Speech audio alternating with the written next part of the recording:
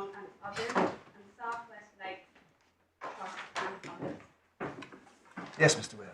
May it please your lordships, I appear on behalf of the appellant claimant, my learned friend Mr. Marrick, and your lordships will see, helpfully in line, in order of D1, D2 to D3 from me, Right. learned friends Mr. White, Mr. Horn and Mr. So, Panton. Mr. White, D1, is that right?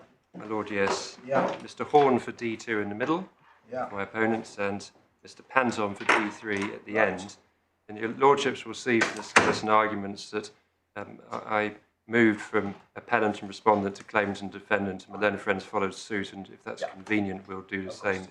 I'm very grateful. I can tell you that we've read the skeleton arguments and the judge's judgment and the pleading. Thank you, my lord. My lord, by way of introduction, can I address three issues, live issues on the appeal, the test to be applied by the court on the strikeout stroke summary judgment application, and the test to be applied by this court on the appeal. Then I'll move to it. In terms of live issues on the appeal, so far as concerns the claims against D1 and D2, D1 and D2 essentially stand or fall together. Certainly D2 does not take issue with that proposition. That's paragraph 9 of D2's skeleton argument, of reference for which is appeal bundle. Now, if I say tabs, my lord, I'm not sure if you have tabs. If you do, I'll. No, no, I don't. Well, apologies where we haven't provided tabs. No tabs. I inserted my own tabs. I'll mention tabs because the Lord Justice Dingemans has tabs. Otherwise, I'm sorry about that, but it'll have to go straight to page numbering. So anyway, it's appeal bundle 15165. Tab 15, page 165, para 9. Obviously, it's from my learned friend Mr. White next to me here to say whether he draws a distinction between his position and D2, but I will certainly propose to treat D1 and D2 together for these purposes, unless it becomes clear I shouldn't do so. So far as concerns D1 and D2, there are three live issues on which either the judge granted the defendant's applications or should have done per the defendants, hence the insertion of respondents' notices to rectify the position. And those three live issues are the claimant doesn't pass the threshold at section 11A of the Occupiers Liability Act 1984, which I may refer to for convenience as the 1984 Act. That B, the claimant does not pass the threshold at section 13C of the 1984 Act, and that the claimant would in any event be bound to fail on breach of duty under section 1(4) of the 1984 Act. Both defendants in their skeleton arguments have accepted that if the claimant crosses the threshold at section 11A, then he's also passed, for the purposes of this appeal only, obviously, and not for any trial, but for the purposes of this appeal, that he's also passed the thresholds at section 13A and 13B. And the references for that are D1's skeleton argument at para 23, appeal bundle 14155, and D2's skeleton argument at para 47, appeal bundle 15171. And I hope I'm not going too fast.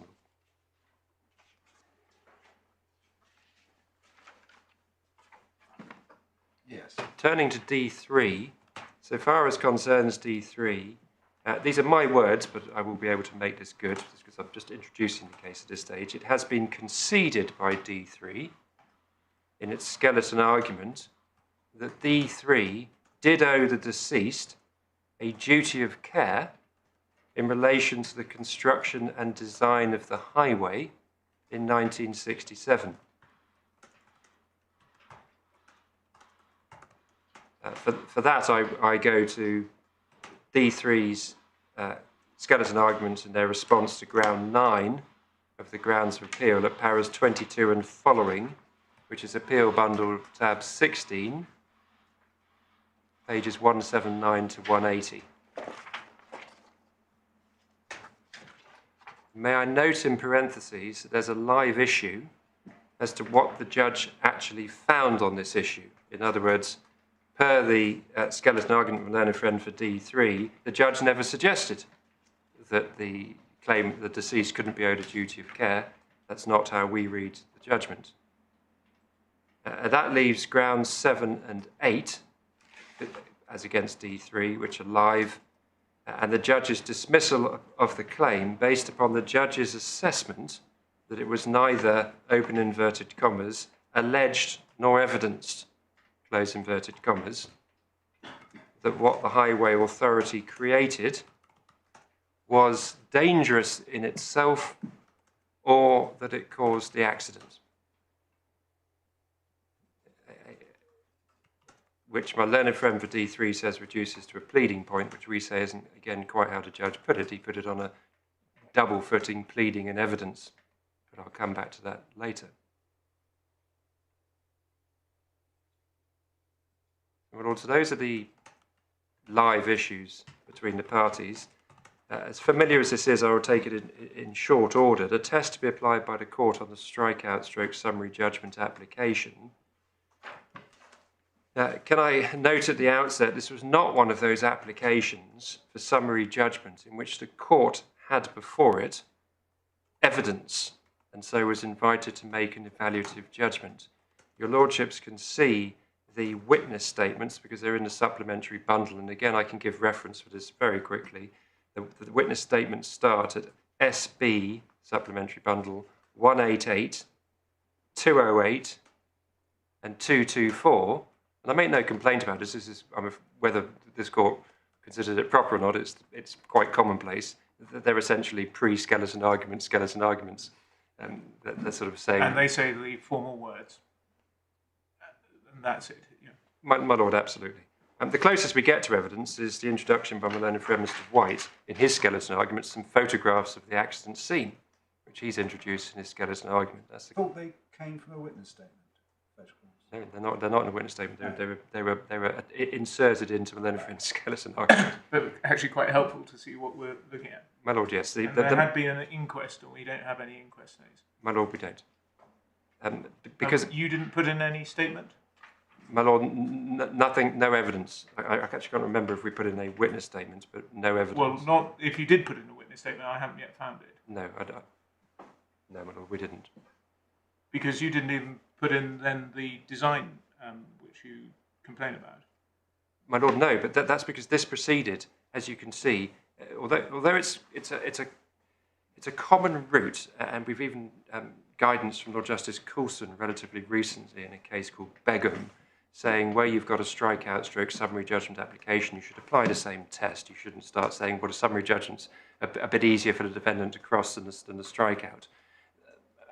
Understanding and recognising the force of that guidance, it reduces to a strikeout application. It was a strikeout application in substance because it was saying, look at your pleadings, you can't win. And so the claimant responded to that, meeting like with like, as opposed to by the introduction of evidence. It wasn't that kind of application. That's all I'm trying to say. And so on what is essentially a strikeout application, the judge was right to observe as he did, and here I'll invite the court, if I may, just to go to the judgment. So back to appeal bundle tab 5, starts at page 41, the judgment. Of course, I'll go to various parts of it in due course, but I won't trawl through it line by line, not least when this court has obviously, as confirmed, read it. But if the court goes to page 43, paragraph 5, can I draw out two parts of the guidance which have been given? One is in the middle of page 43, an application to strike out shouldn't be granted unless the court is satisfied that it will fail. The court has so to be satisfied. And then over the page, you see it at Roman 5 and Roman 6, the same point is made twice. And can I highlight this? At Roman 5, in reaching its conclusion, the court must take into account not only evidence actually placed before it on the application for summary judgment, but also the evidence that can be reasonably expected to be available at trial. And then lower down at 6, bottom 3 lines, where reasonable grounds exist for believing a fuller investigation into the facts would add to or alter the evidence available to a trial judge and so affect the outcome. then reading above, you should hesitate before making a final decision. And that guidance was repeated by the Supreme Court recently in 2 cases, Lungowi and Vedanta, and then Okparby and Royal Dutch Shell, by Lord Briggs and then Lord Hampden. And where are those in the authorities, Madam? They're not, my lord. Sorry, but I mean, they're in the judgment. They're not being challenged as being the judgment, and we always face the issue if we start to put in too thick more judgments, and they are reasonably thick judgments, do we get told off for doing so? Because What are the Supreme Court cases? my lord, Lungowi and Vedanta, which Lungowi? is Lungowe, Yeah, against Vedanta PLC, yeah. and I'll find at lunchtime the reference from Lord Briggs, and then it was repeated by Lord Hamblin in Okparby, OKPABI, against Royal Dutch Shell PLC. They're both cases that deal with the right to bring a claim against an English parent company in England, but they are in effect summary judgment applications in which in both cases We can look at those in our a heavy amount of evidence was introduced. But almost identical wording. In fact, Lord Briggs references a judgment from Asplin J, as she then was, which itself may well have come from Doncaster Pharmaceuticals in 2007. But this is well established that you have to consider. He talks, Lord Briggs, about you can't be Micawber-like and just sort of hope to fill in a massive hole in your case. Anyway, you don't say the judge misdirected himself No, my lord. in paragraph 5 of the judgment. I do not, my lord. And I think he took that straight from someone's skeleton anyway, as far as I could see. My lord, yes. My lord, can I then turn to the test to be applied by this court on the appeal in relation to D1 and D2 first? The strikeout application below raises important issues of law. In relation to the claim against D1 and D2, the judgment involves the proper interpretation of Section 11A of the 1984 Act. One, that's hopefully going to be made clear by the submissions I make, and 2, this court can see the grounds or the reasons of Lady Justice Nicola Davies when granting permission, which is Appeal Bundle tab 11, page 120, under the heading Ground 1.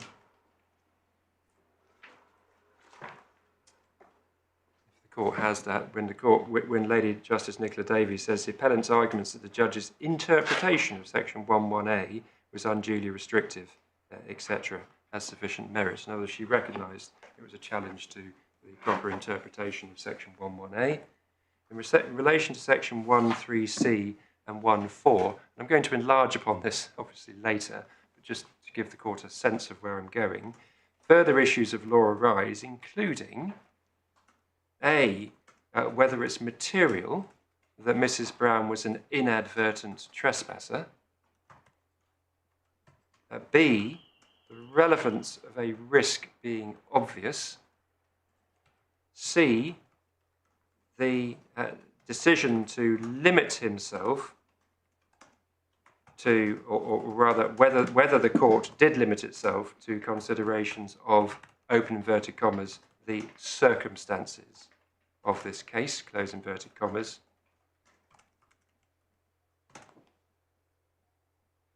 And there are other, which I'll come to. So the judge's reasoning in relation to Section 11A, respectfully, can fairly be described as thin. And we'll come to what there is in the judgment on Section 11A in due course. It seems to be based principally upon a submission no longer pursued, so far as I can tell, by D1, that the water was not the state of the premises. This was the watery existence submission. That reasoning contains, we say, an error of law. So too are there errors of law in the judge's approach in respect of the issues that I've just sought to highlight under sections 1.3c and 1.4. In other words, this court is dealing with hard-edged errors of law, and the judgment below needs to be vitiated on that basis. And it then falls for this court to substitute its own assessment. In any event, the only reasonable conclusion, we don't shy from this, the only reasonable conclusion that can be reached on the face of the pleading is that this is a case eminently suitable for trial as opposed to summary determination in advance of disclosure and the adduction of expert and witness evidence.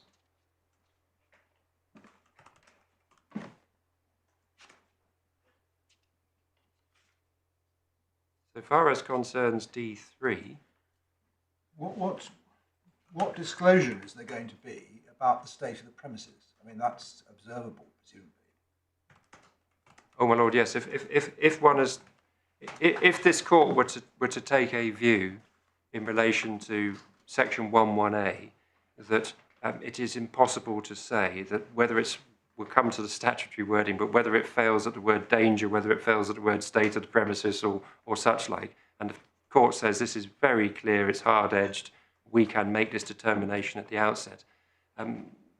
That is the court's assessment. I understand that part, absolutely. And in due course, and proceeding with care, I will have, I'm afraid, my lord, to seek to invite this court to reconsider some of the obiter comments in your lordship's judgment in Keown, amongst others.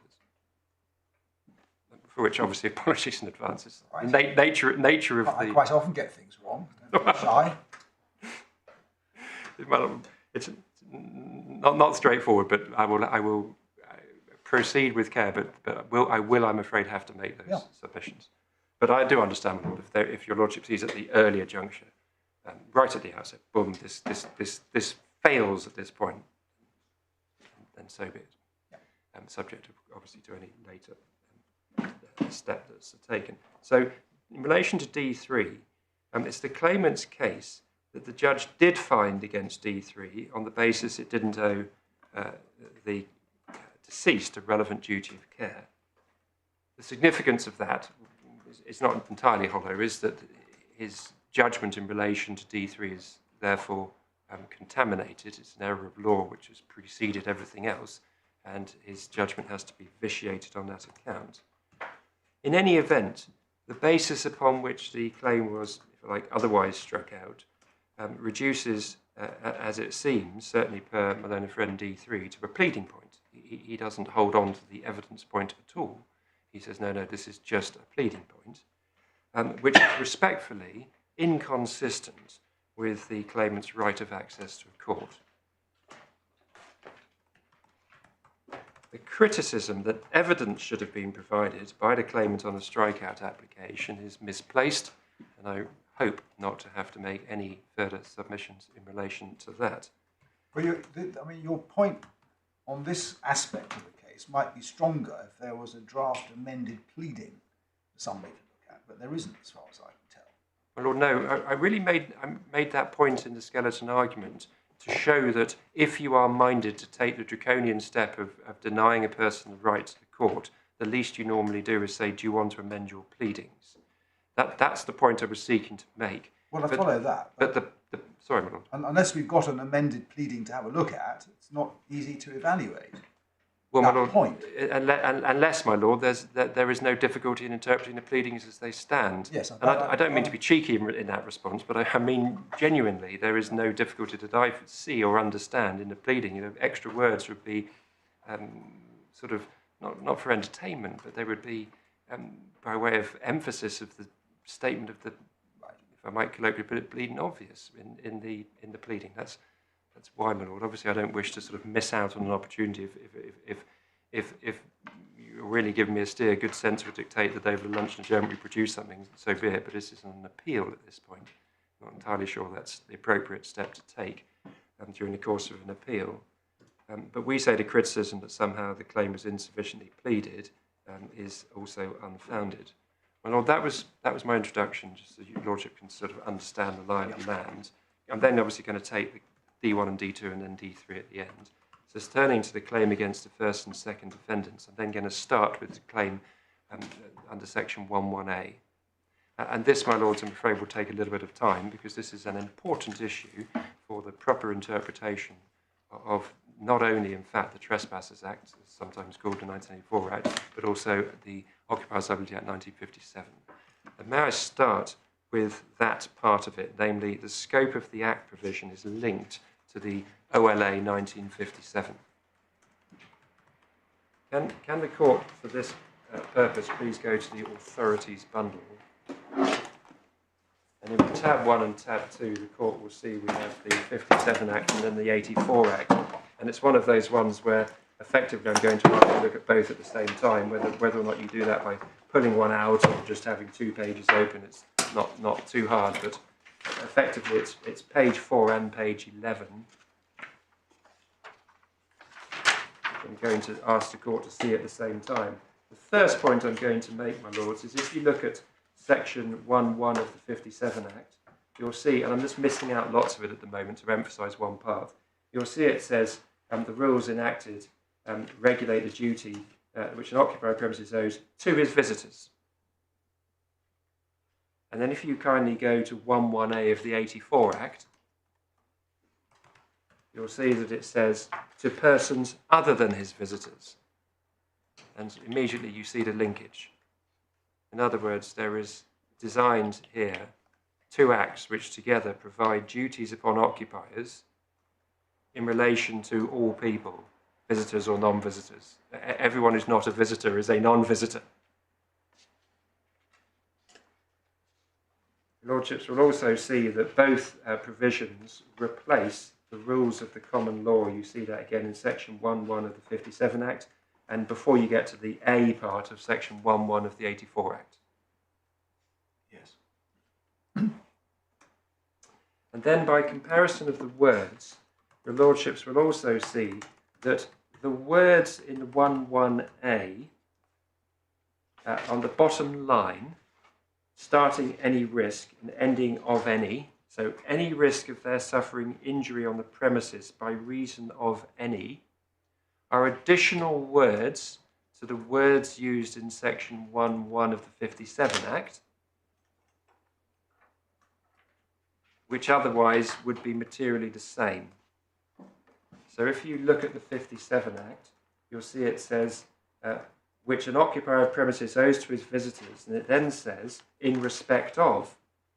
And before it gets to dangers due to the state of, if you went to the 84 Act, you would add any risk of their suffering injury on the premises by reason of any, and then it would continue in the same way, danger due to the state of the premises or to things done or omitted to be done on them. The only difference is that dangers, plural, is used in section 1.1 of the 57 Act, and danger, singular, in section 1.1a of the 84 Act. And I cannot divine anything turns on that for my part, my lord.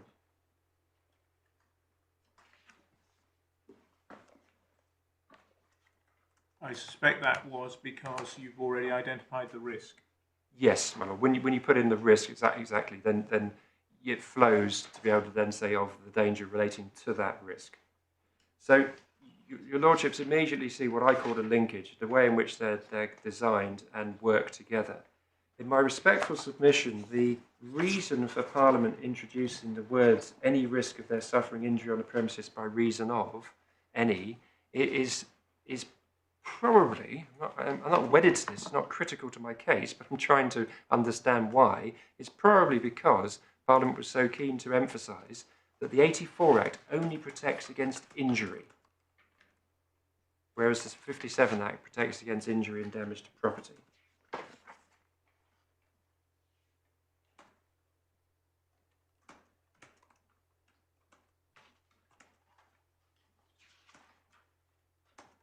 Section 1.8 of the 84 Act on page 13 is to the same effect, where a person owes a duty by virtue of this section, he does not, by reason of any breach of duty, incur any liability in respect of any loss of or damage to property. So it seems to be emphasising that it's a risk of their suffering injury. And there's also the additional part that it is on the premises.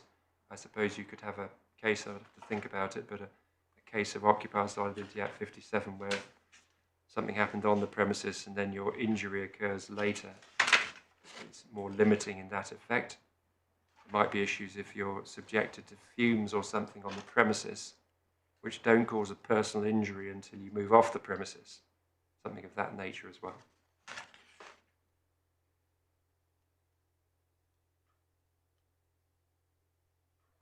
it gives rise to some slightly uncomfortable analysis in terms of trying to understand which part of the test under section 11A we should focus on when we come to look at what I call causation. But again, none of this matters for the purposes of the submissions I'm going to make. I'm just seeking to try to assist the court in terms of understanding what it is that Parliament is doing.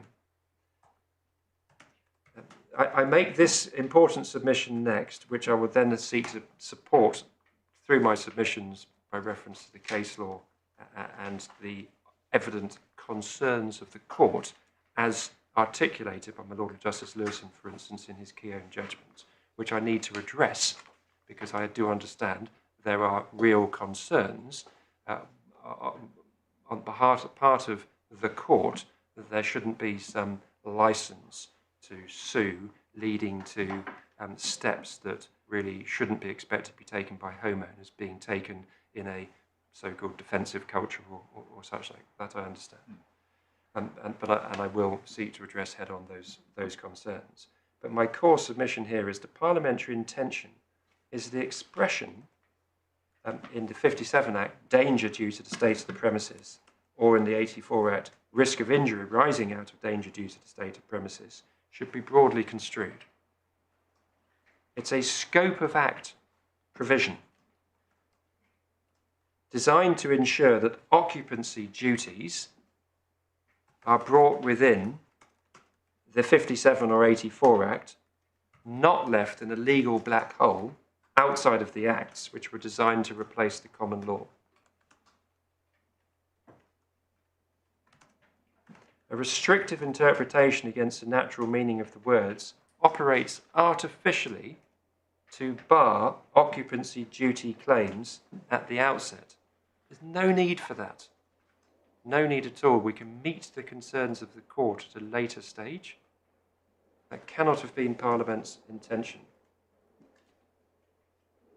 Is there any help to be gained from section 1, subsection 7 of the 1984 Act, which says that no duty is owed to persons using the highway? Because Mrs Brown was on the highway, and she came off the highway, obviously, and onto the reservoir land, and then into the water. But does that shed any light on anything? Not at all, my lord, no, because we're concerned with the occupier here, not the claim against D3 is a claim against D3 as highway. This is a claim against the occupier of the reservoir, and it's a claim, as we see, going back to language of 1A. It's in respect of a risk of their suffering injury on the premises, namely the reservoir. So the fact that you've come from the highway, this is to confirm what Lord Hoffman explains in some detail. Yeah. Correct, my lord. Gorringe. For the avoidance of doubt, highways are non-occupiers. And there seems to be a rich history in which he set out in the Gorringe case. So, my lords, returning to the language both of section 1(1)A and section 1 of the 57 Act, because they do, as I've sought to submit, run together, there are in effect dual requirements. One, there be a danger, and two, the causation requirement. Now, pausing there, my lords, I do understand that I may be met with the observation, what about the state of the premises? But the state of the premises really isn't a big issue. I don't mean to belittle it, I just mean it isn't some basis for knocking out these cases. As I say, learner from D1 seems not to be pursuing with any vigour anymore the watery existence part at all. This is because this is supposed to function in a way which puts on a statutory footing the duties which occupiers owe to everyone in relation to their premises. And this sort of deep reading in to state of the premises or the ordinary word danger so as to exclude certain classes or forms of property or fixtures, it doesn't matter what it is on the land, isn't what Parliament intended. It's blocking off before one even gets started when we've got a sophisticated regime, especially under the 1984 Act, which allows the court at various stages to determine whether it is appropriate even that there be a duty of care. This is only a scope of provision, scope of act provision. So there are, in essence, two parts to it. The causation threshold, this is where I say the language has become slightly uncomfortable because of the insertion of those words, because in essence, I see there being, if you like, a sort of double opportunity to apply causation, if I can put it that way. Because if your Lordship goes back to the language in section 1.1a, the Lordships will see whether any duty is owed to persons other than the visitors in respect of any risk of their suffering injury on the premises, A, by reason of any danger, B, due to the state of the premises. So there is an opportunity, both of those words are causation words. I say words, series of words by reason of due. The reason that it doesn't matter to me because whether it's by reason of or due, because I accept there's a causation test to be passed. The way in which Lord Hoffman approached it is interesting when we see Tomlinson, because he did it under the due, albeit, and I don't mean this unfairly, but he was relatively, I say loose, but he didn't trouble himself overly with the precise language of the OLA 84 when performing his famous analysis in Tomlinson, if I can put it that way. And so he moved from danger to risk under a heading danger due to state of premises.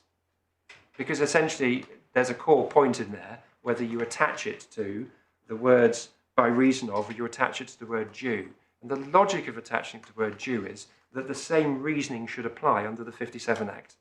And the 57 Act doesn't have those additional words. It has dangers due to the state of the premises.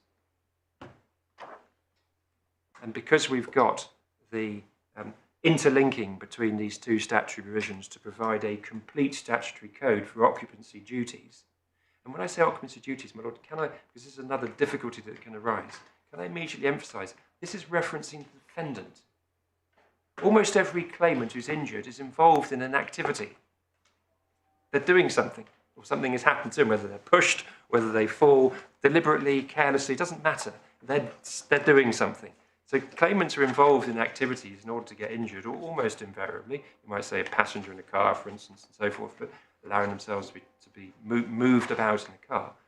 But we're not talking, when we say occupancy and activity, about the claimant. We're talking about the defendant.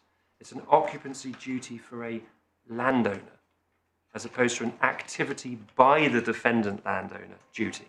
That falls under the scope of common law or not at all. So when I say occupancy, it's focus of intention is upon the defendant, not upon the claimant's activity, and that can lead to some of the difficulties which have arisen, respectfully, in my submission in relation to the obiter analysis of this provision later. So we're concerned whether it's in respect of or due to, we're concerned with a causation question, a causation threshold in effect.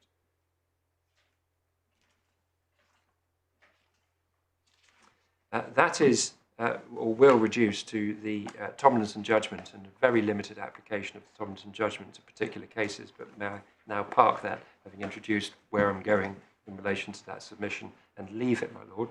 And can I then go back to the danger part? Because the danger part, which you might say embraces the state of premises, but given we've got danger due to state of premises and due to maybe the core causation word, it's difficult, but the analysis of the courts in relation to danger stroke state of premises, you might call it, but it's really the focus is on danger. Defining danger isn't quite as straightforward as it seems for this reason under the 1984 Act, because you can easily run into what looks like tautology. Normally you'd say the danger would be risk of injury. And if you use the 1957 Act, that makes perfect sense.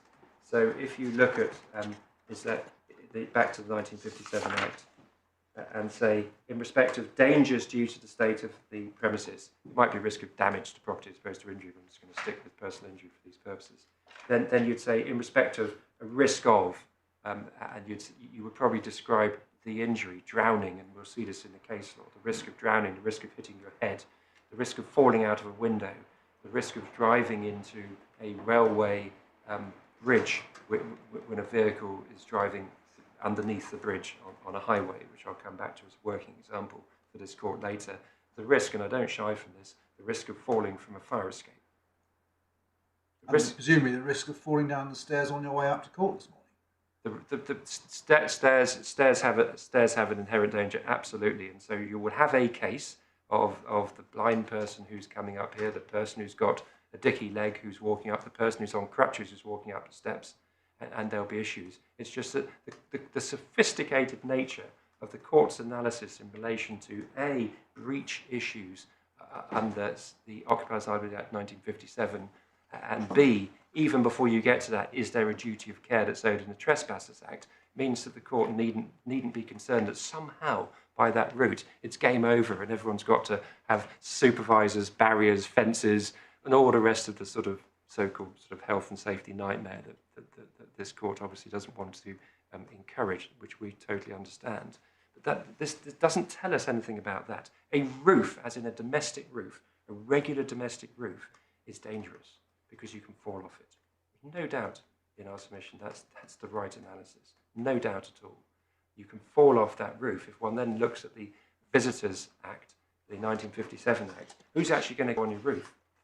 Well, generally speaking, the only people you might expect to put on your roof are people to mend the roof. And when you go to people who mend the roof, then you can see under Section 2 of the Occupiers Liability Act, Section 2(3)(b), so page 5, the circumstances relevant for the purposes include a degree of care or want of care which should ordinarily look for in such a visitor, so that, for example, in proper cases, an occupier may expect that the person in the exercise of his calling will appreciate and guard against any special risks ordinarily incident to it. So the window cleaner, the person who's going to replace tiles on your roof, they carry the risk themselves. You don't actually have to do anything unless there's the classic danger in the trap type scenario. There's some particular problem that you knew about. It all goes to knowledge and the steps that are reasonable to take and so forth. If you've got a trespasser, then when we look at Section 1(3), do you even know or foresee that someone's going to climb your domestic roof at home? Then they're not going to get past Section 3, 1(3) at all, and we'll come to Section 1(3) in due course. So it's not a concern of the court that this somehow leads to some open scale liability. It doesn't at all. But all those things are dangerous because they present a risk of injury. Going back to the 1984 Act in Section 1(1)(a), if you adopt the approach of interpreting danger to mean effectively risk of injury, the tautology is if you then put those words back in, you'll see it then effectively says, this is page 11, my lord, the Occupiers Liability Act 1984, Section 1(1)(a), other than his visitors, in respect of any risk of their suffering injury on the premises by reason of risk of injury due to state of premises. It's slightly uncomfortable because it's repetitive. And so whether that means that you then identify, if you like, the claimant's activity and say diving in, falling off the, falling out of the window, falling off the roof, slipping on the stairs, again is respectfully for these purposes a detail because it doesn't matter because we're looking at the core issues. I mean, I'm not seeking to hide from any of them. I'm just saying that it's quite difficult to know how best to interpret that word when one would expect that the word danger... Could you just explain, sorry, I haven't quite got this point. Yes, explain where the tautology comes from? My lord, if you go to Section 1(1)(a, yeah, and you read, it says, whether any duties owed by a person as occupier of premises to persons other than visitors.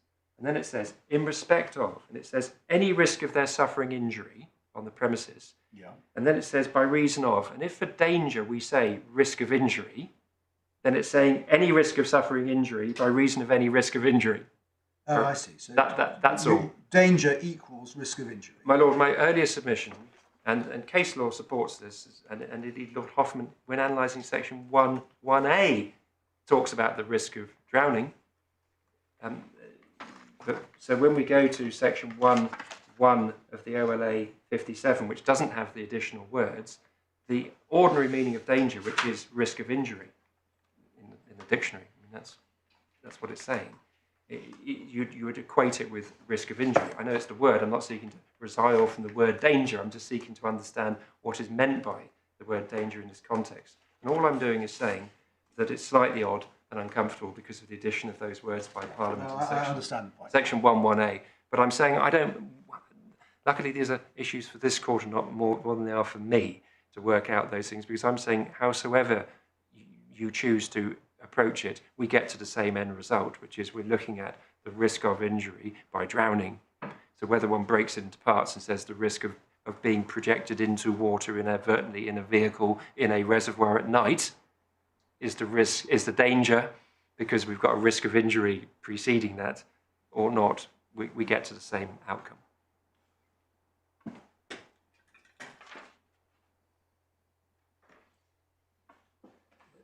So that a body of water can constitute a danger is entirely consistent with the wording, which I'm going to come to in a minute. But a body of water, my Lord, one of the issues that arises is the description by Lord Hoffman, which we'll see later in Tomlinson, of the water was safe for normal use. Water in a cup is pretty safe. Water in a cup. But the moment you get water in a bath, it's dangerous. So if you go back to the OLA 57, if you have a bath of water and you invite your friends and their children round, and you let their child, you say that you're going to have a bath, the parents disappear, you are responsible for that child for that time. The child wanders into the bath and drowns because you weren't looking for them. That bath is presenting a danger. It can drown people. A reservoir, a fortiori. There's no difficulty with this. It isn't a sort of odd conceptual analysis. It's a completely ordinary use of the English language. So all the cases about swimming pools saying that swimming pools are perfectly safe for swimming in are all wrong. Well, Lord, it's not. The decisions aren't wrong. I don't have to say even that Keown was wrongly decided, my Lord. I do not have to say that. They turn on causation, not on the danger part. I do understand that there are various obiter comments of very senior judges, including my Lord, which I face up to. But the outcome in those cases is what I call simply Tomlinson. Yeah. So for me, those are, and I don't mean that again unfairly on those earlier and later decisions, but they are all what I call Tomlinson decisions, because the ratio of Tomlinson is all about section 1.1a and causation. My Lords, if you kindly go to the OLA 84, page 12, and section 1.6a,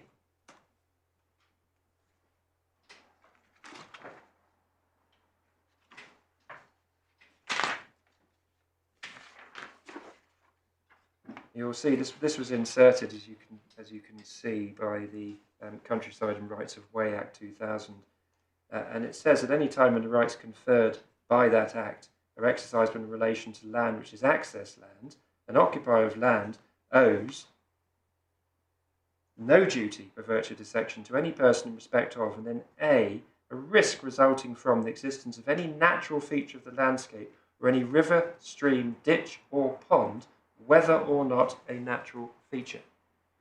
That is entirely of a piece with the submissions which I've made. It just doesn't matter.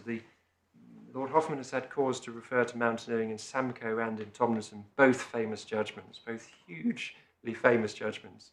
But one has to take great care in this context before simply saying, this is what Lord Tomlinson said, look at mountaineers. And then for Mr. White goes off onto various sort of mountaineering type examples, which I'd rather just park for these purposes.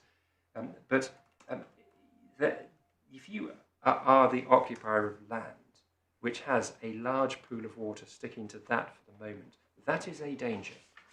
What Parliament is doing by 1.6a is saying, I'm not going to hold you to account, occupier, in respect of those who exercise their roaming rights under the 2000 Act. That's what it's doing, which it needs to do because, prima facie, those are engaged.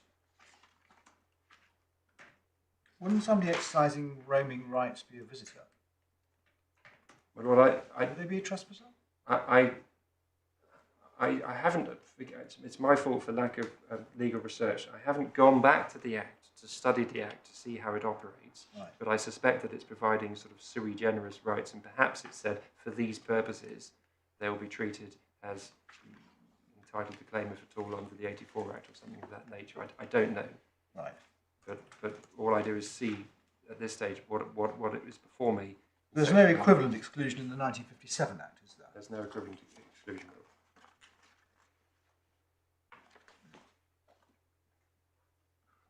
Can I then turn, and this will take a little bit of time, can I then turn to the case which I'm going to take in in chronological order, following it through. And I'll endeavour to get through this as fast as I can, Lords. So we start with White and St Albans Council, which is Authorities Bundle, tab 6. Again, if your Lordships have tabs, if not, I apologise. No, I don't. Page 79. That's where it starts. At that stage, I'm just giving you... Oh, I've taken up the wrong bundle. At that stage, I'm just giving you the page reference of where it starts. And then I'll introduce the case, and then I'll take you to the relevant passage.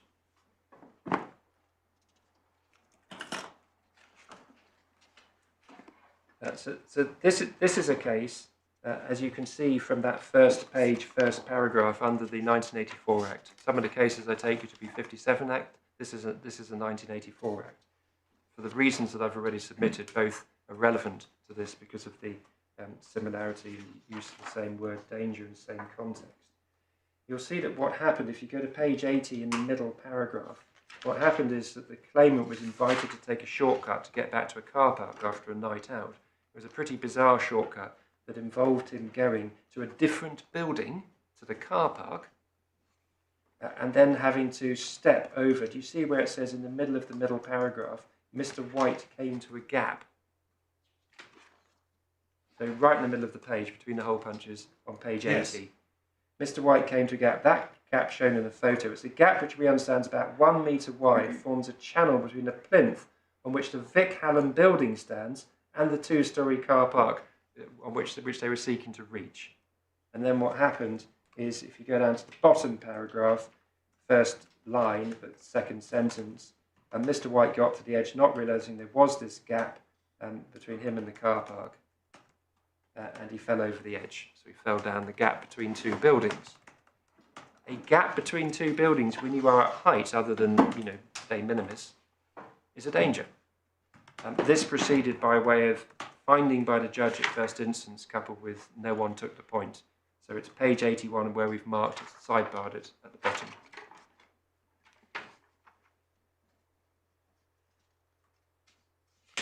Your Lordship, see. The learned judge considered the facts, came to the conclusion that there was this gap or channel which did constitute a danger, that they're aware of the danger, etc. No appeal has been made against that. That's what happened in that case. It doesn't mean that there's liability. There isn't. The court went through the test, and the claim failed under section 1(3)(b) of the 1984 Act. The next case is Staples. This is a well-known case. It's for those who have tabs, it's at tab 8 and starts at page 97. This case involves someone on the cob in Lyme Regis. 97. My lord, it's tab 8, page 97. That's where it starts. So the claimant was on the cob in Lyme Regis, French lieutenant's woman and all that, and slipped on the cob and fell and sued the occupier of the cob, West Dorset District Council. And you'll see that if you go to page 99 at the top, 3 lines down, so your Lordship see that, but he crouched within 3 feet of the seaweed edge to take a photograph. It was an early case of like the sort of selfie phenomenon, I'm afraid, of seeking to take a photo and not concentrating.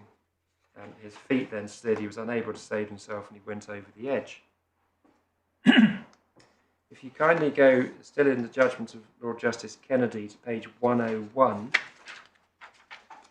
the issue before the court is at the first hole punch almost exactly, where it says, was whether there was any relevant danger of which, on the 14th of Feb 88, this respondent needed to be warned. This is a 57 Act case, I should say, because he was a visitor, he's entitled to be there. That's how that place works. It was not an issue that the cob was dangerous. If you go over the page to page 102, between the hole punches, in the paragraph that starts, but in my judgment, you see it just then 3 lines down, as Mr. Brown has pointed out. Does your Lordship have that? That would not have told the respondent. Is that where you are? Yes, my lord. Yeah. Yes, and if you go down a few lines, as Mr. Brown has pointed out, the respondent was, and that's the claimant, was not alone in his recognition of the danger. And then you'll see a transcript from the judgment. It's obvious that the high wall of the Cobb is a dangerous structure if treated as a promenade and not just a sea wall, which of course it was and is still by visitors regularly.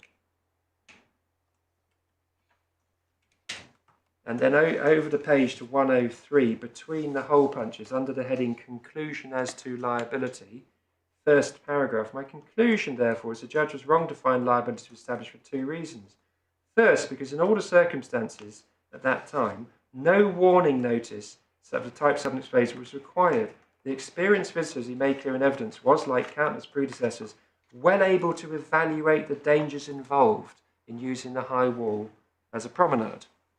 So the case doesn't grind to an unnatural halt by saying the Cobb is not a danger to those who use it. It obviously presents a danger. But you're under no duty under the 57 Act to warn someone on the facts of that case in relation to a danger as obvious as it was in that case. And see also the judgment of Lord Justice Evans, if you kindly go to page 104. And if you go into the middle of this passage we've sidebarred and things like that as the whole of his judgment, you'll see it says, if the cause of the accident was a general state, does your lordship see that about 5 lines down, of the algae-covered strip at the seaward edge of the Cobb, combined with the pronounced 1 in 5 slope at the top, then the danger posed was obvious, and in fact was appreciated by him. Yes, there's a danger, no, there's no liability. And the court now kindly turns to the case called Ratcliffe and Mcconnell. It's at tab 10, starts at page 141. It's a case of a student who chooses to make use of a college swimming pool on the 8th of December in the winter at night, knowing he should not do so, and therefore invites analysis under the 84 Act and not the 57 Act. In circumstances where he well understood the risks associated with diving into the swimming pool. Of course, he dives into the swimming pool and is injured in the way of these cases. His act is described by Lord Hoffman and Tomlinson somewhat brutally as stupidity, involving stupidity, words that Hoffman has used in his judgment. I think he's saying Mr. Tomlinson was not as stupid as some of the other claimants in these cases. If one then turns to the judgment of Lord Justice Stuart Smith and goes to paragraphs 35 to 36, so page 151, please. It's where Lord Justice Stuart Smith says it's important to identify the risk or danger concerned, and you can see that, again, covering himself on whether it's risk or danger he should be analysing, concerned since the occupier had to have knowledge of it for the purposes of section 13A. In this case, as in the case of all pools, there are two dangers. The first is that those who cannot swim if they fall or get into it may drown. And then para 36, the relevant danger here is if someone dives into the pool, they might hit their head on the bottom. So whether you describe it as suffering injury by hitting your head on the bottom or the act of diving in and hitting your head on the bottom is a detail. But here is Lord Justice Stuart Smith, before he rejects the claim, on essentially pre-Tomlinson grounds, if I can put it that way, having no difficulty in identifying that there is a danger, and no one anywhere is saying, what do you mean that isn't the state of the premises, or some sort of metaphysical analysis in that regard. This is the state of the premises. It has water in it in a contained space. And a lot of water, more than a teacup, and that presents a danger. So that was before he addressed what sort of classic extra dangers which you can get, para 37.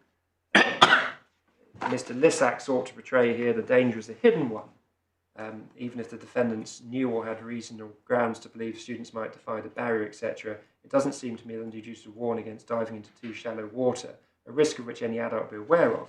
Had there been some hidden obstruction in the form of an extraneous object in the pool or a dangerous spike, of which the defendants were aware, the position might have been different.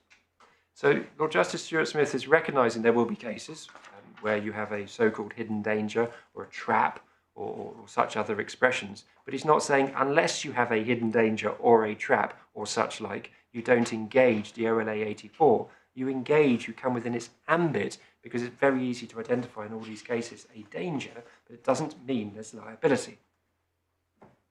Yeah. He also looks at how holes in ground, paragraph 40, page 152. You see between F and G, moreover, adults can be expected to look out for obvious dangers, such as holes in the ground. Now, holes in the ground come from many different reasons. You can have a hole that shouldn't be there, as in someone's randomly created a hole, or we don't have sink pits in this country, but you know, a hole has formed. But you can have holes that are there for a good reason, because works are being done or whatever. It doesn't matter. The hole in the ground is a change in height. If you've got a change in height like that, that is a danger. I mean, it's relatively sort of, once one just accepts that's what the Parliament is trying to do, say, I'm going to cover occupancy duties. Now we'll look at whether or not there's a liability under the OLA, or we'll look at whether or not you even have a duty under section 1.3, but there isn't a problem at this prior stage. Can I then go to Donoghue and Folkestone properties? This is the, again, very well-known judgment of Lord Phillips, because, of course, it meets with much approval by Lord Hoffman and Tomlinson. That starts at tab 12, page 165. This was the case of a commercial diver, but he wasn't acting as a commercial diver. He was acting as a man having fun in the winter at night, as ever with drink on board, choosing to dive naked into the harbour at Folkestone, which has grids laid up in the water, designed so that when the tide goes out, vessels will rest against the grids and not be taken out to sea. So, and we don't need to see, is it a natural feature, a non-natural feature? When was it created? These are not relevant questions. That is the case. He dived in and he hit his head against one of these grids and was thereby injured. Paragraph 16, page 171. The judge saw as his starting point the need to identify in precise terms the danger which creates a risk of personal injury due to the state of the premises. He did so in these terms: the dangers from the presence of grid piles immediately adjacent to slipway, which are submerged for substantial periods of each day. So that's a danger analysis, which isn't just risk of injury, it's a sort of risk of activity to get to the injury part, but as I say, it really shouldn't matter. The judge went on to consider the criteria which give rise to a duty of care by reason of section 1.3. The critical issue in this appeal relates to his approach to this subsection. So in this case, the claimant failed, and the claimant failed under section 1.3b.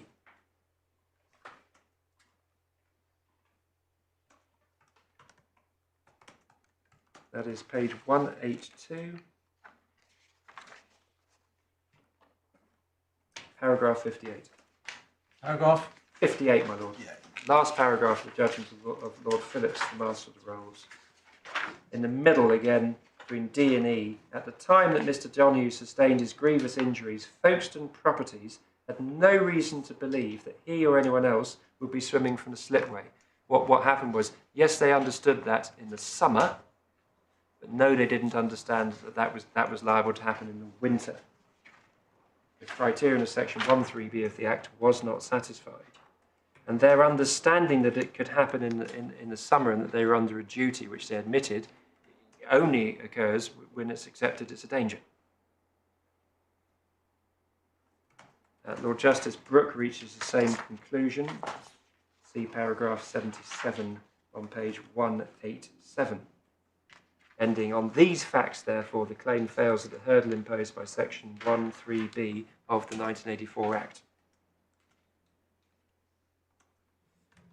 And what lies between are obiter comments from Lord Phillips, which I don't propose at this stage to go through line by line because I'm going to then focus on the two cases of Tomlinson and Keown because they post-date Lord Phillips' judgment. What I would invite the court to note is if you go back to Lord Justice Brooks, who, as I believe, was a Law Commissioner, he refers to the Law Commission report, para 72 at page 185. Law Commission report that he introduces at para 69 that led to the enactment of the 1984 Act. So para 69, you can see it's the Law Commission's report on liability for damage or injury to trespassers and related questions of Occupiers Liability Act in 1976. And then paragraph 28 of the Law Commission report, from which he's quoted, if the court goes down to between G and H,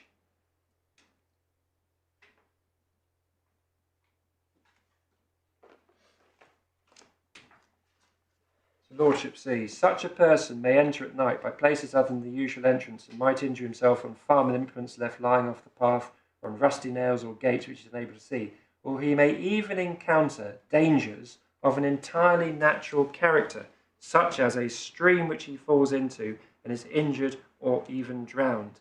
In those circumstances, it might very well be unreasonable to expect the farmer to offer any protection. That's a Section 1(3)(c) point. It's not there isn't a danger. The Law Commission is recognising this is an occupancy duty apt to cover dangers on the premises. Natural, not natural, doesn't matter.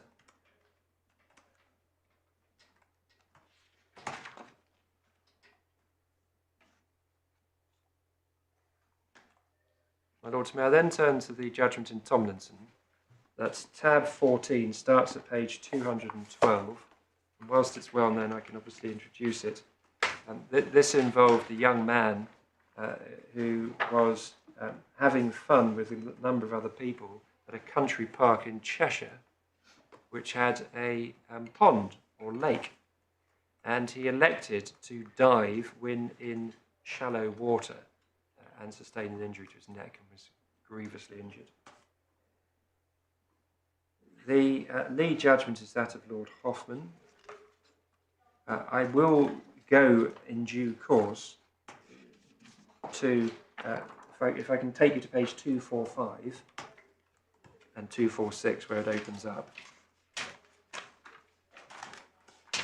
I will go in due course to paras 26 to 29, which contains the ratio of the judgments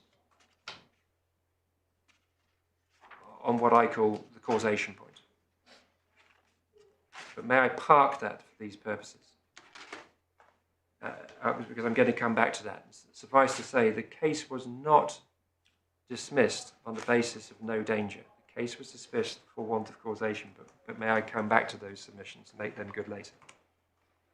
Lord Hoffman had no difficulty in identifying a danger, see starting at paragraph 30 on page 246. Section 1(3) has three conditions which must be satisfied. First, under A, the occupier must be aware of the danger or have reasonable grounds to believe it exists. For this purpose, it's necessary to say what the relevant danger was. The judge thought it was the risk of suffering an injury through diving and said the counsel was aware of this danger, etc. In the Court of Appeal, Lord Justice Ward described a relevant risk much more broadly. He regarded all the swimming incidents as indicative of the counsel's knowledge that danger existed. I'm inclined to think that's too wide a description. The risk of injury from diving off the beach was, in my opinion, different from the risk of drowning in deep water. So I understand that to be the risk of injury from diving off is the danger for the purposes of Section 1(1)(a), because it's the same as Section 1(3)(a). We haven't yet introduced Section 1(3)(a), but if the court can kindly keep a finger in that judgment, and then go back to tab 2 on page 4, if that's not inconvenient.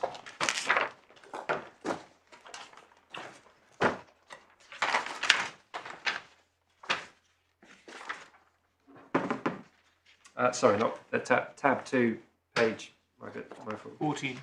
Thank you, my lord. Page 12.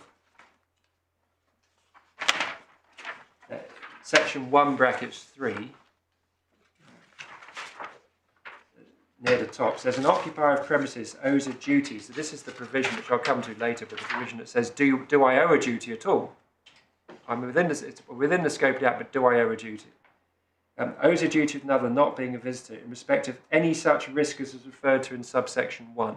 So that's how it links back up. So you're invited to go and have a look at your risk, which invites you to identify the risk stroke danger, because there is obviously, as I say, a lot of potential overlap between risk and danger as those two words are used in section 1(1)(a). So that's how Lord Tomlinson proceeds when saying, if I'm wrong about my causation point, does this case nevertheless get through? And he says, no, it doesn't nevertheless get through. It fails on grounds of section 1(3)(c). And you see that by going to page 252, paragraph 50.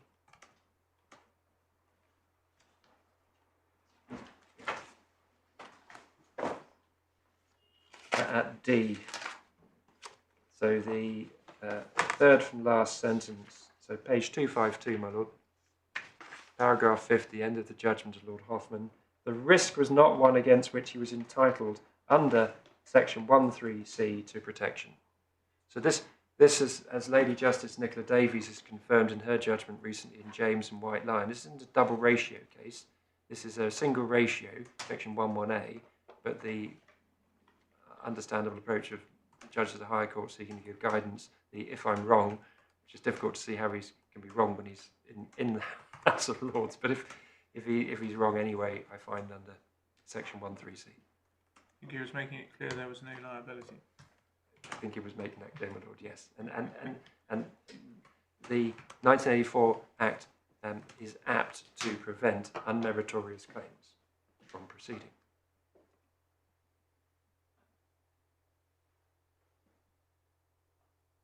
Can I then please go to the judgment in Keown? And you'll see that so far I have not had to submit that the ratio of any of these cases has been wrongly decided. That this, obviously, if it was the Supreme Court, I would be in difficulties in making that submission other than to preserve my position in any event. To the case of Keown, this is tab 16, page 299, and this is a case, as my Lord Justice Lewison may recall, in which children were playing in a part of the property owned by the defendant NHS Trust, and as set out at the judgment of Lord Justice Longmore, paragraph 2 on page 301, as the trust, 301, my Lord, para 2, as the trust well knew, the grounds of Riverhouse were used not only as a means of transit between surrounding streets, but as a place where children like to hang around, relax and play. The fire escape with crossbars on its outside was climbable and thus an attraction to adventurous children. Para 3, this is a 1984 Act case because Mr. Keown must be treated as a trespasser while climbing the fire escape, so he climbed the fire escape and fell off. And this was what I would call a Tomlinson case. Paragraph 14 of the judgment of Lord Justice Longmore, page 304. I would allow the appeal on the basis the claimant had not passed the threshold requirement contained in section 1(1)(a) of the 84 Act. I appreciate that of itself doesn't tell you whether it was knocked out for danger or for causation, but we at least see it's 1(1)(a), and the judgment of my Lord Mr. Justice Lewison, as you then were, is to same effect, para 33, page 308. In my judgment, the threshold question must be answered in the negative. There was no risk of suffering injury by reason of any danger due to the state of the premises.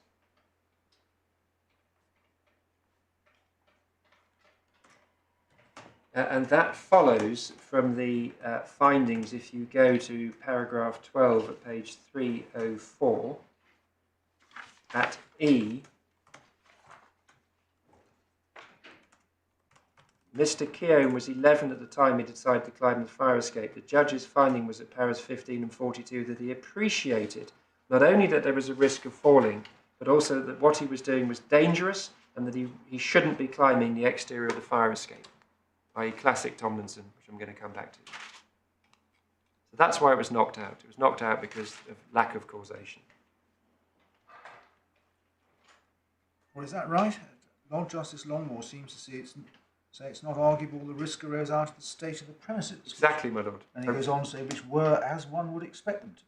My lord, yes, which didn't arise out of. That's the causation thing. Oh, whether you link it to this double causation, whether you say it's arise out of or due to, it's the whole of section 11A, which effectively those paragraphs I've taken the court to already encompass, have the double causation, and it's the causation element because it's the case of the claimant knew full well he was taking a risk upon himself by the activity he was choosing voluntarily to perform. So that the other observations of the court proceed by way of obiter dicta in my respectful submission. And yes, my lord, there are other observations of the court.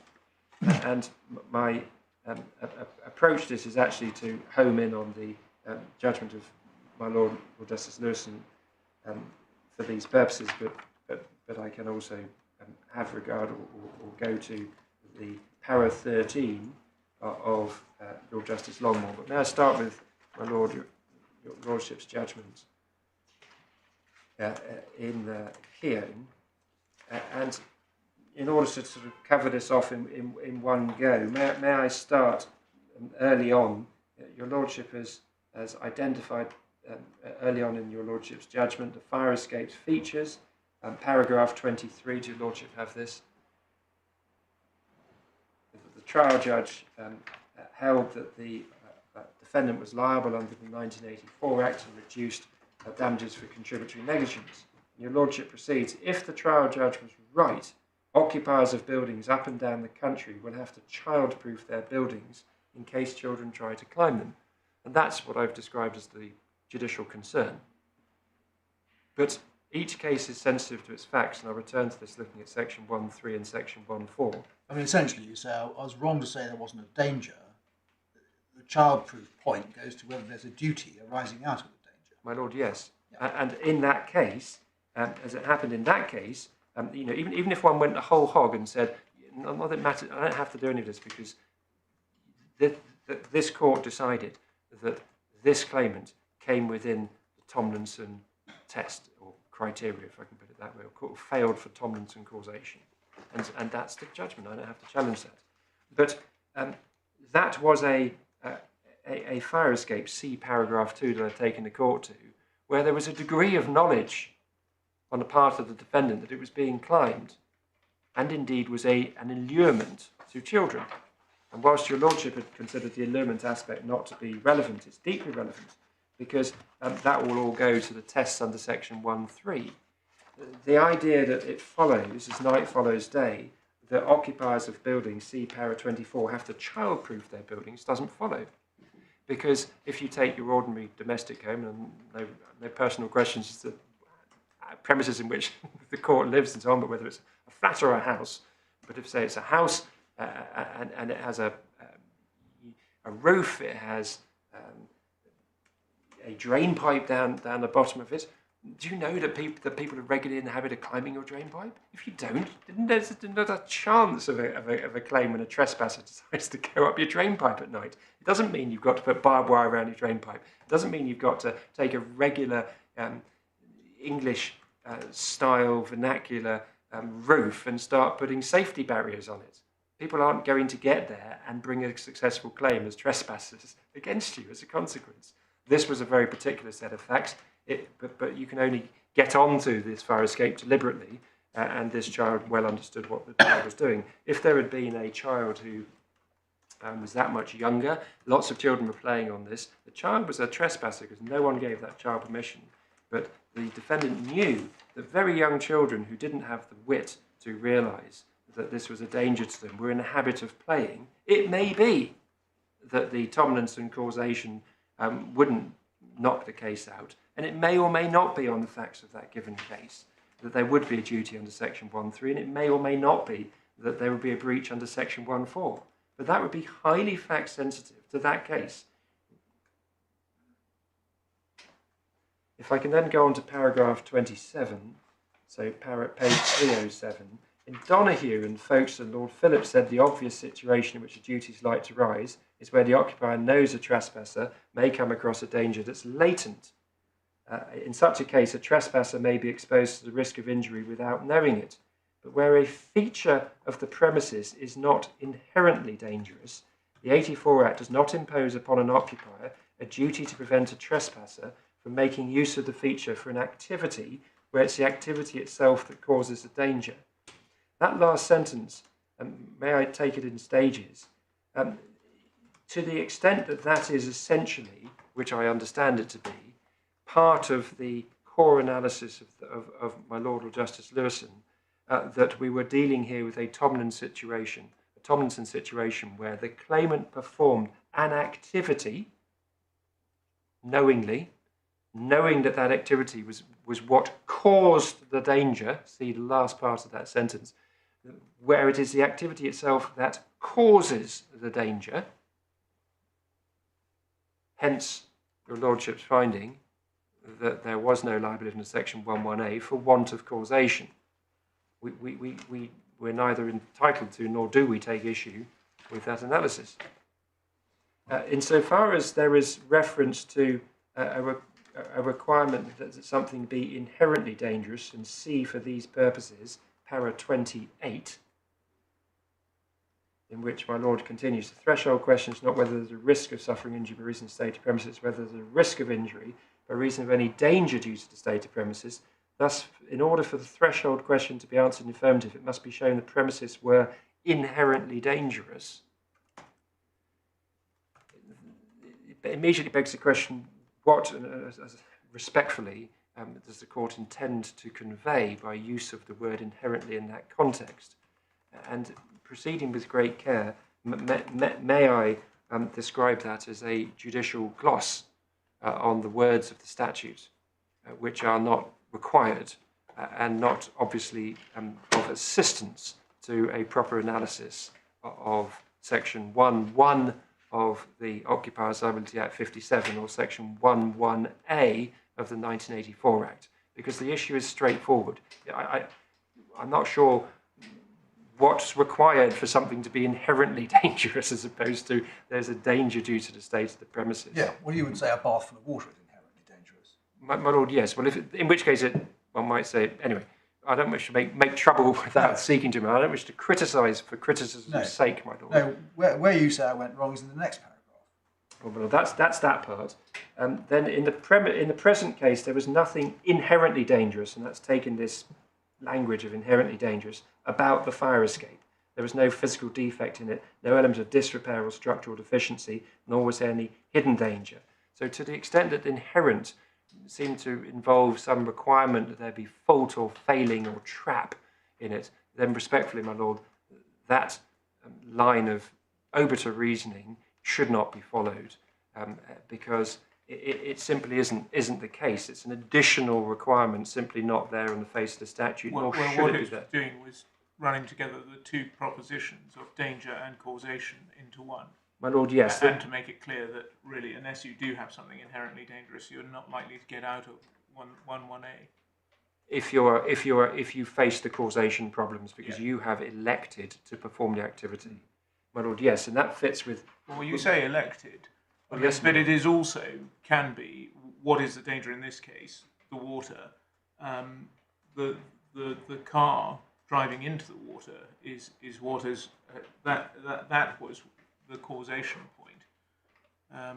My Lord, yes, but for And causation. it's the activity of driving the car into the water, Oh, my Lord. rather than the inherent state of the water. I mean, that's what I understood or misunderstood the judge to be saying. He did say it a bit cryptically. I accept that. Well, my Lord, in many of these appeals, one somewhat moves on anyway from the details of an analysis of what's said below to the right answer, if I can put it that way. But my lord, I'm going to come back to that because the causation thing is really intimately tied in with personal autonomy, because it is an exceptional way of finding that there is no occupancy duty, and it applies exceptionally in the case as we see in the continuation of para 29, where your lordship continued. So just before we get on to paragraph 29. Yes, my lord.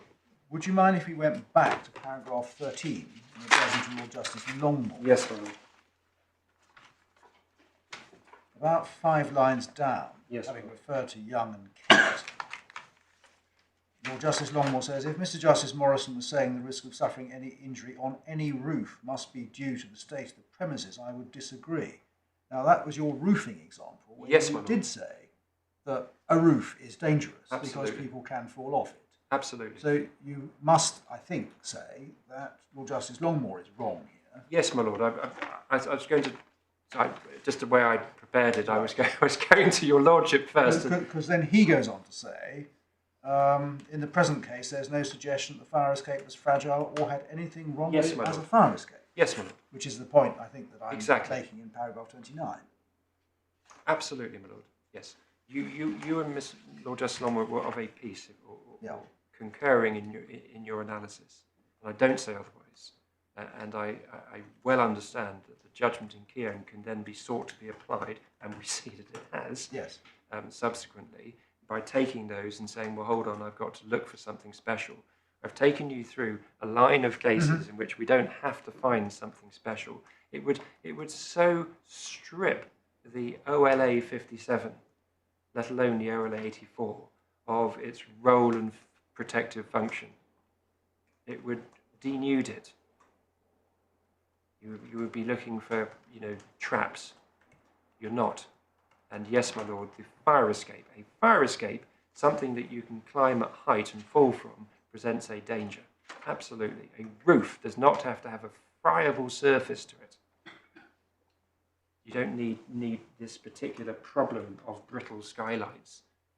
It's just that we don't generally let people onto our roofs, and those we generally let onto our roofs are people who are professionals. But if you have a party at your home and you happen to have a flat roof with no barriers around the outside, and whether they're actually invited onto the roof or not, but you've left the roof very accessible to people to wander on, and it's a London roof of a first floor property, and you let them wander onto that roof and you invite them onto your home and given them drinks, and it's late at night and all the rest of it, and they go onto the roof and fall off, they may or may not succeed in a claim, whether it's held that they're strictly a trespasser because you never said they could go on the roof, or a visitor.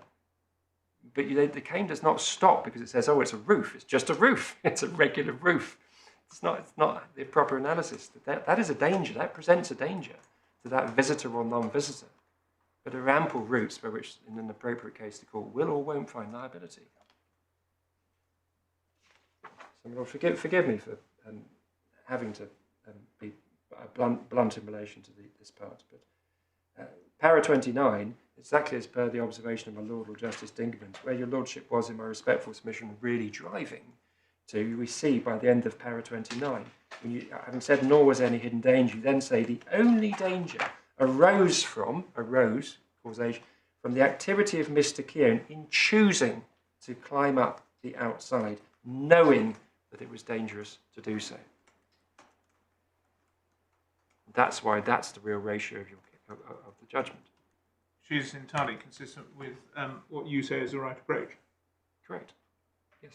I don't say Keown is wrongly decided. I don't even sort of say or I sort of feel it is intuitive. No, Keown is correctly decided on its facts because it's a Tomlinson case, which is of application even when the facts are so found to an 11-year-old.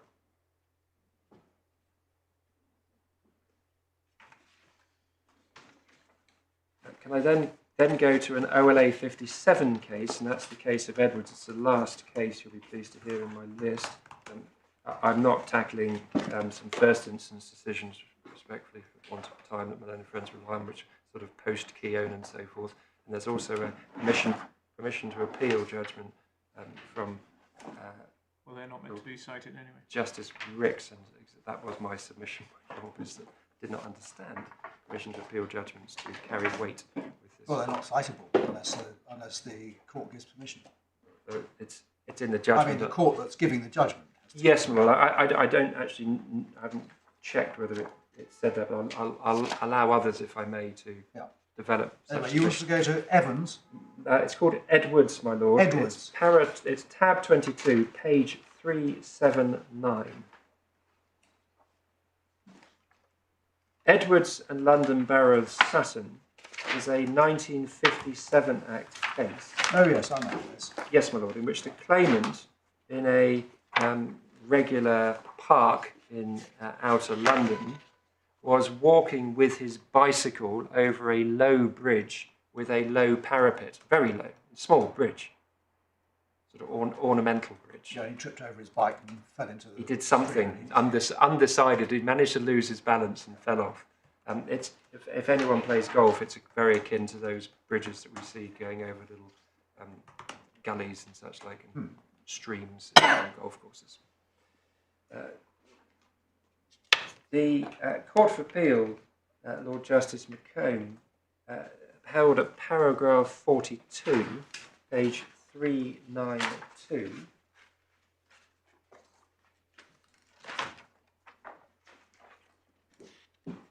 in the middle, any structure of this type presents the risk that the user may fall from it. I don't know if that's easy to find. It's about 7 lines down. Unlike natural land features such as steep slopes or difficult terrains or cliffs close to coastal paths, which Lord Hobhouse said could hardly be described as part of the state of the premises. And I haven't gone to Lord Hobhouse, but it's clear from my submissions, reference to Law Commission report, reference to section 16A of the OLA 84, that Lord Hobhouse respectfully in his obiter submission there simply isn't, obiter observation there simply isn't right. That it applies natural, non-natural, doesn't matter. In fact, we're dealing with a reservoir, which one could then get into an unnecessary argument. It was created, so we could say it's non-natural. It's really not what it's about. It then continues, it seems to me that a bridge with no side or only low ones may present a danger from the state of the premises, such as to give rise to a common duty of care. And that, in our respectful submission, is the correct analysis. So rather like the stairs, the roof, it's just a little bridge. That's all it is. But there's a change in height, and if you fall off it, you can hurt yourself, and it does present a danger.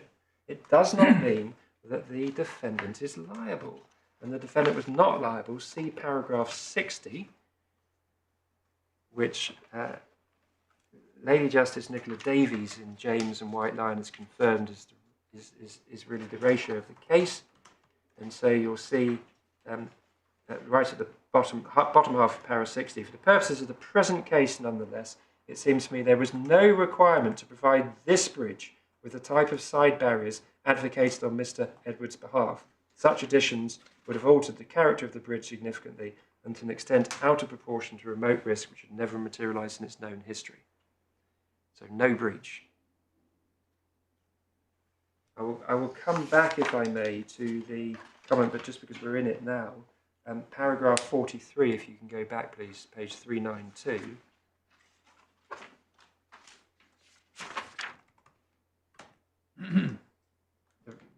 Lord Justice McComb had said at para 42, in my judgment, the answer to this question is a clear no. In other words, for is there liability? And he says the reason for this answer lies in two well-recognised principles of law. First, that's the proper treatment in law of the concept of risk. Secondly, occupiers of land are not under a duty to protect or even to warn against obvious dangers. That is not a complete statement of the law.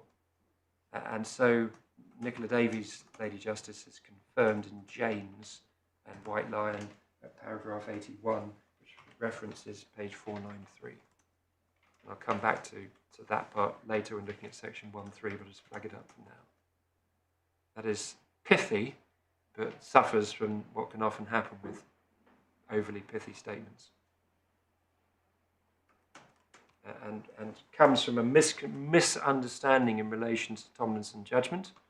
And part of my submission today is to put to bed another misunderstanding in relation to Tomlinson judgment, which seems to have arisen, and to focus on what it actually does and things that it doesn't do. So, my Lord, I'd indicated earlier that I was keen to sort of address the broader concern of the courts. And I've given you an example of roofs and so forth. There are examples of windows. There's a case called Lewison 6 Continents, PLC, which is referenced in the James and White Lion case. If you just go all the way to page 493, paragraph 82, the judgment of Lady Justice Nicola Davies. Actually, conveniently, you're just above it at para 81, you'll see her analysis of Edwards ends at G, within in Lord Justice McComb's reasoning, the obviousness of the danger did not operate as an absolute defence, but as one element of balancing exercise. I'll come back to that. So that's her explaining it's not just it's obvious, ergo no liability. She continues, in Lewis and 6 Continents, the facts of which are similar to the present, the question for the court was whether the window was unsafe for anyone. That was a case of a chap who fell out of a window. And the window was actually minutely short of the appropriate height from the floor, but in a way that claimant's counsel accepted was not relevant. So he'd fallen out of a window. The case failed because, per Lord Justice Ward and Lord Justice Sedley, it didn't present a danger sufficiently obvious to anyone that there was a breach for failing to take any steps. Not that there wasn't a danger due to a window which when opened you can fall out of. So a window being opened that you can fall out of presents a danger.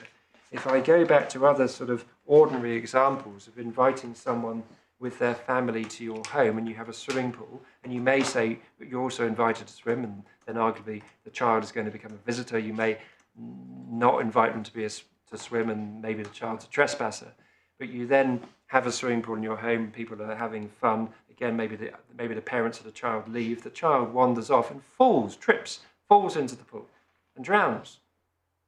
That is a case engaging the OLA, whichever one it is. Now, whether there's a duty to fence that swimming pool, that's another issue. Whether there is a duty to warn people, oh, by the way, I've got a swimming pool in the house. If you let your child wander in my garden, they might go in the swimming pool or the ornamental pond and drown, or such like. Those are details of the case to be determined on the facts of a given case. But those cases embrace and engage the OLAs. Sorry if I'm being rather sort of reinforcing, i.e. repetitive in relation to that. Well, just one further example, because it's somewhat closer to home in relation to this case. Many's the bridge, and certainly very near where I live, there's a bridge that we drive under and on a bend, and the bridge has chevrons on it. Many's the bridge also, as this court can well take judicial notice, has a sign above saying not for tall vehicles or such like. Those bridges are owned by Railtrack. They are not part of the highway. Railtrack own the bridges. There's marked little signs on each of the bridges. I've sued Railtrack in relation to one of these types of cases, but they're owned by Railtrack. That is an occupier saying, don't trespass on my property, and putting signs on their property. I'm not saying that that has to happen, that they're doing it to comply with a legal duty or whatever, but this whole concept that it is a remote and absurdity that there will be occupiers of land who say, don't get onto my property by way of off the highway, isn't the case. Those are working examples of an occupier of land off the highway saying, be careful please, do not go onto my bridge. Lords, can I then turn to the causation test? So in our respectful submission, you have what I would describe as normal cases and then Tomlinson cases. And Tomlinson cases are very much by way of exception. So the ordinary case, the visitor or non-visitor has been hurt by a danger on the premises. The claimant may or may not have been careless, may have not been careless at all, may have been careless. But the threshold conditions will be met under Section 1.1 of the 57 Act and 1.1a of the 1984 Act. And issues of carelessness will be addressed by reference to contributory negligence. And you see contributory negligence in almost all of the reported cases. There will then be cases proceeding by way of exception So it's not just in response to the observation of Lord Justice Dingemans, the idea that by way of causation that the vehicle has gone into it. I understand that part, but it's a necessary factual part to get to this accident is that the vehicle, as a matter of, has driven off the road and into the reservoir. But the focus isn't on that. The focus is on, if you like, the mens rea, the state of mind of the claimant. Because the focus is all about what risk the claimant has willingly accepted, what the claimant has chosen to do. And in those cases where the claimant has chosen to undertake an activity which has that inherent danger or risk, then the court can, in a suitable case, find, and has done, that the danger, whether we say danger was not due to the state of the premises, or whether we say the risk didn't arise out of the danger due to the state of the premises. You're introducing subjectivity in an area of law which is well known to be objective for very good reasons. I mean, one way of analysing it is that if you stand at the top of the hill and decide, right, I'm going to run down and see how far I can jump into the reservoir, that's an obvious risk. Similarly, if because you are insensible through drink, you do that. It doesn't really matter whether you've appreciated the danger or not. There is no duty because the danger doesn't arise out of the state of the premises. It arises out of what you're doing, which is, in this case, driving a car off the road. My Lord, I understand full well the drink part, and indeed, as Your Lordship may have been involved in that decision, the recent drink decision. We understand that completely. But when one looks at, I'm going to go really to Tomlinson because that's the heart of it, but when one goes back, for instance, to the judgment of my Lord Justice Lewison, the only danger arose from the activity of Mr. Garen in choosing to climb up the outside, knowing that it was dangerous to do so. That's the finding of the court that's so determinative. So that is subjective in the sense that it is looking at what the claimant is, his claimant's state of mind. There's a whole other submission I'm not entitled to make in this court. And the whole other submission is that Lord Hoffman, if he wanted to keep out these cases, was at liberty to do so by reference to the Valenti provisions which exist on a statutory footing in the 57 and 84 Acts, of which no mention was made by any of the law lords in the Tomlinson judgment. Because it's not rooted in conscious thought. It's in the fact that it is the activity which has made what is otherwise neutral, what you'd expect, dangerous. Well, my Lord, in response to that, may I go to Tomlinson? Yeah, of course. To para 26. So we're in tab 14, page 245.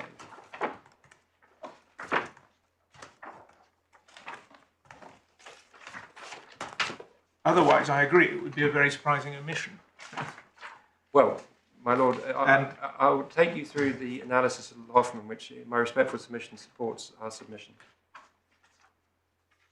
But I understand the reasoning of this court for considering that one should approach it in that objective fashion. But even then, the mindset of saying objectively one's in it, that would be to say that there was no difference between being pushed into a pond and electing to dive in the pond.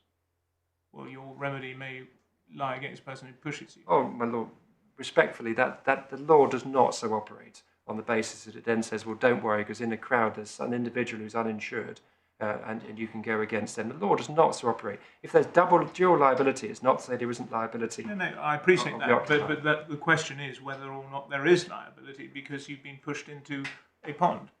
My Lord, exactly. And if one just goes back to regular working examples of this, and don't forget, this isn't an issue of is there liability. This is an issue of are we engaging the occupancy duties at all. It's as far as we get at this stage. But if one goes back to the pond example or the swimming pool, it doesn't matter, in your domestic premises, or the first floor roof with no barriers on your home, is the law really in so embarrassing a state as to say you can have a party on your roof with no barriers, and as long as you're pushed off by someone else, there can be no occupancy duty on the occupier at all. That would be embarrassing. If you were having a drinks by the pool, it all depends. It's very fact sensitive. It all depends. But the idea you you say, no, there is no occupancy duty because the activity that you performed was the activity of moving from this point to this point into the water. That's not what's key. What's key is the state of mind of that person. Must be right, my lord. You have to say, don't you, that what Lord Hoffman said in paragraph 26 of his speech is wrong. I think all the way paragraphs 26 to 29 No, are all wrong. No, my lord, I don't have to say it at all. He asks himself, he has a heading, a danger due to the state of the premises. And so his focus isn't on the danger, it's on the due to state of the premises part, it's on this causation. Albeit, as you can see, that the part where I was saying he moves freely between danger and risk, if you go to para 29 and his conclusion, he says that means that there was no risk of a kind which gave rise to a duty, because one can easily move between danger and risk. I see. That was my point there. But it's all about causation. So he says, the first question, therefore, is whether there was a risk. So is this a risk, danger? Sorry, which paragraph are you on? Para 26, my lord. Thanks, yeah. The first question is, therefore, is whether there's a risk within the scope of the statute. And he's right to describe it that way. This is a scope of the statute provision. But then he goes on to say there's nothing about the mere which made it any more dangerous than any other ordinary stretch of open water. Nothing special, no hidden dangers. That's the nature of lakes. My lord, yes. And this is part of the, it effectively finds its echo, if it's not rude to put it that way, in my lord's analysis in Keown. And so one has to stick to the core of the ratio of his assessment, and then one recognises there are these obiter comments, and I've referenced earlier how he says safe for normal activities and so forth. And that's why I've had to spend the time I've spent to build up to explain how you engage the act with danger normally due to the state of premises. The ratio is in paragraphs 26 to 29. Absolutely, my lord. Yeah. Absolutely. But when one looks to the actual core ratio now, one sees this. If you go to para 27, in making this comment, and I'm not going to rehearse it, but the concern that the Master of the Rolls was expressing in Donoghue, the Master of the Rolls identifying a point which, in my opinion, is central to this appeal. It's relevant to the number of points in the analysis of the duties under the 57 and 84 Acts, and that's right, and he comes back to it later in his judgment, and it's all the same assessment. It's not he's done it later in his judgment on a different part. This is the central issue in the appeal for Lord Hoffman. Mr. Tomlinson was a person of full capacity who voluntarily, this is subjective, there is no getting round this, voluntarily and without any pressure or inducement engaged in an activity which had inherent risk. The risk was he might not execute his dive properly and so sustain injury. Likewise, a person who goes mountaineering incurs the risk that he might stumble or misjudge where to put his weight. In neither case can the risk be attributed, that's the causation, that's what it's about. It's not actually about is water safe or not. He's not knocking it out on that basis. It's attribution. Is the risk to be attributed to the state of the premises? Otherwise, any premises can be said to be dangerous if someone chooses to use them for dangerous activity. In the present case, Mr. Tomlinson knew the lake well, and even if he'd not, the judge's finding was it contained no dangers one would not have expected, so the only risk arose out of what he chose to do. His choice. The sentence, any premises can be said to be dangerous, is obviously something Lord Hoffman disagrees with, but you say that's obiter, that's not part of this. Yes, my lord, because you see the heading, a danger, open inverted commas, due to the state of the premises. And then later, para 30 I'd taken you to, you'd have a difficulty with saying there's a danger, it's the risk of drowning or risk of hitting your head, depending on what you're doing in the water. Yeah, well that all is obiter, because he says at the end of 1029 that he'll go on to consider the matter on the assumption there was. Yes, my lord, that's the no double ratio part. So his analysis here, and he says this is all central to his appeal, he comes back to, and if you kindly go to page 250 and paragraph 44, page 250, my lord. Sorry, page? 250. 250. Yeah. So this comes in a flow which is all started at para 32 under the issue of section 13C, whether it's reasonable to expect there should be a duty. Right back then, there's a sort of flow that comes through from there, but it's all of a piece, because as I've sought to point out at para 27, this is the central core issue that Lord Hoffman is attaching himself to, which he says comes in at different stages, and it's headed free will. The second consideration, namely the question of whether people should accept responsibilities for the risk they choose to run, is the point made by Lord Phillips in Donoghue, which I said was central to this appeal. Mr. Tomlinson was freely and voluntarily undertaking an activity which inherently involves some risk. I don't mind if this court has to call that subjective. So be it. That's the essence of the judgment of Lord Hoffman. Can you deal with paragraph 28, where he talks about the sirens and the mariners who are not exercising free will? They're sort of drawn to the song. And this bit, the council, he said, were luring people into a death trap. Lord Justice Ward said the water was a siren's call strong enough to turn stout men's mind. The trouble with the island of sirens was not the state of the premises, was that the sirens held mariners spellbound until they died of hunger. The beach, give or take a fringe of human beings, was an ordinary Mediterranean beach, and there's no free will in that example. No, but that's a different case. That's, if you like, it's like an activity duty, not an occupancy duty. It's like the activity is the sirens luring people in. Yeah. I mean, it's so dangerous. I mean, it's the most attractive judgment drafted as only Lord Hoffman can, and brilliantly drafted. But one has to be so careful when going into any example of that nature as to what exactly the court is doing, other than responding to Lord Justice Ward, because Lord Justice Ward was essentially going for the, well, anyway, it's a danger and a trap type analysis. Yeah. It's a trap because it's an allurement. It's the same point in Keown, rejected by this court. But that's otherwise an activity. I do understand that it's very easy to draw from the Lord Hoffman judgment that which the Court of Appeal drew in Keown, namely this idea that regular things used regularly are not dangerous. But you only have to pause, go through, and I am then at risk of gross repetition of that core submission I'm making, but to see that cannot be right, because it absolutely strips out the 57 and 84 Acts so quickly. And the observations from Lord Justice Dingemans would respectfully, just the idea that now you're pushed in and suddenly the occupier is not under a potential duty, as in potential liability, because that's all it is a potential liability. That is to do with the state of their premises. What you're doing is you're inviting someone on, in the visitor's case, to a premises that has a pool of water, and anyone who owns a swimming pool or a pond in their garden knows that that is a risk to children and others from accidentally drowning, especially toddlers. And the fact that the toddler's been pushed by boisterous activity by another child or fallen in himself is an incident, a detail of that case. The idea that is the defining line of engagement or non-engagement, of Parliament's scheme to provide protective cover for visitors and non-visitors alike against occupiers is an absurdity. So you would say it really all comes down in that sort of case to whether there's a duty, not whether the act's engaged, but whether there's a duty. We've got visitors and we've got non-visitors. With visitors, there's a duty, and the issue is breach, which the courts adopt a very careful analysis on, and they don't just go, oh well, not at all.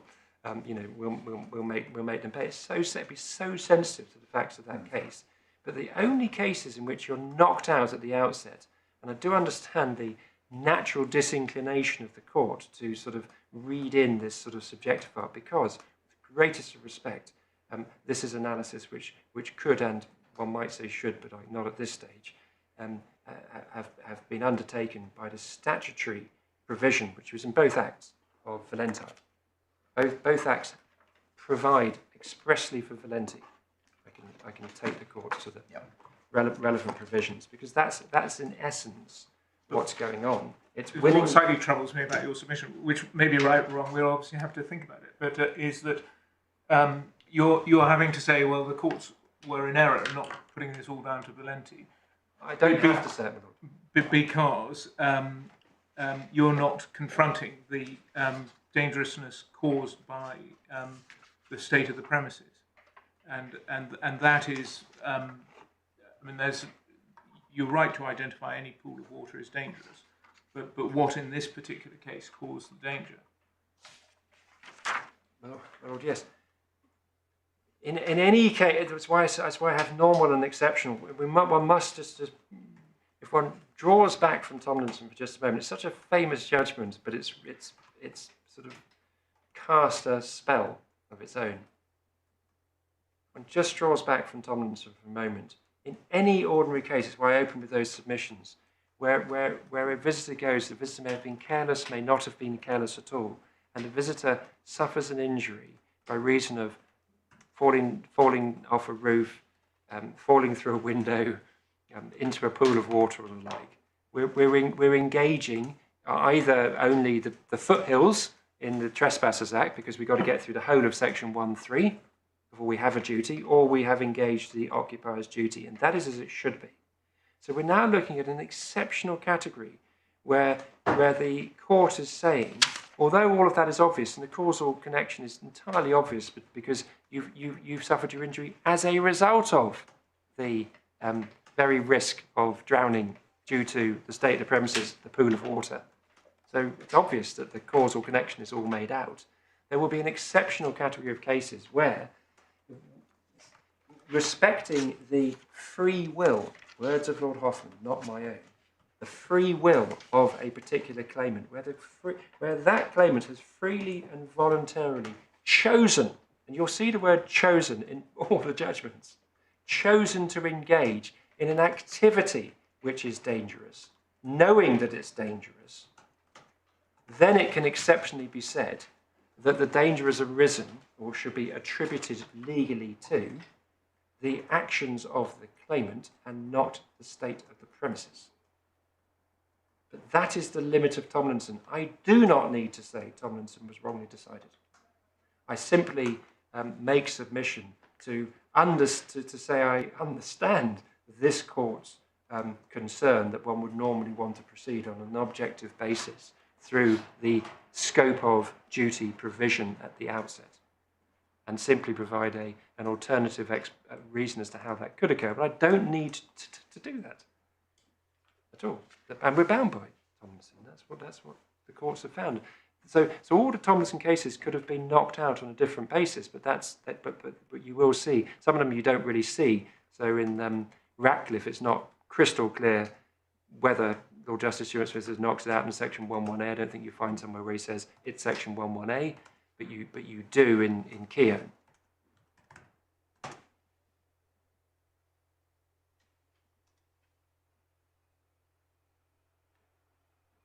I don't want to cut across you or try and take a shortcut, but you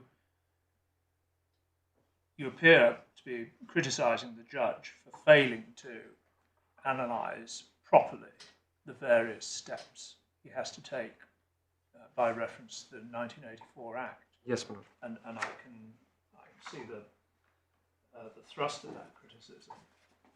And if we look in the core bundle starting at the bottom of page 57,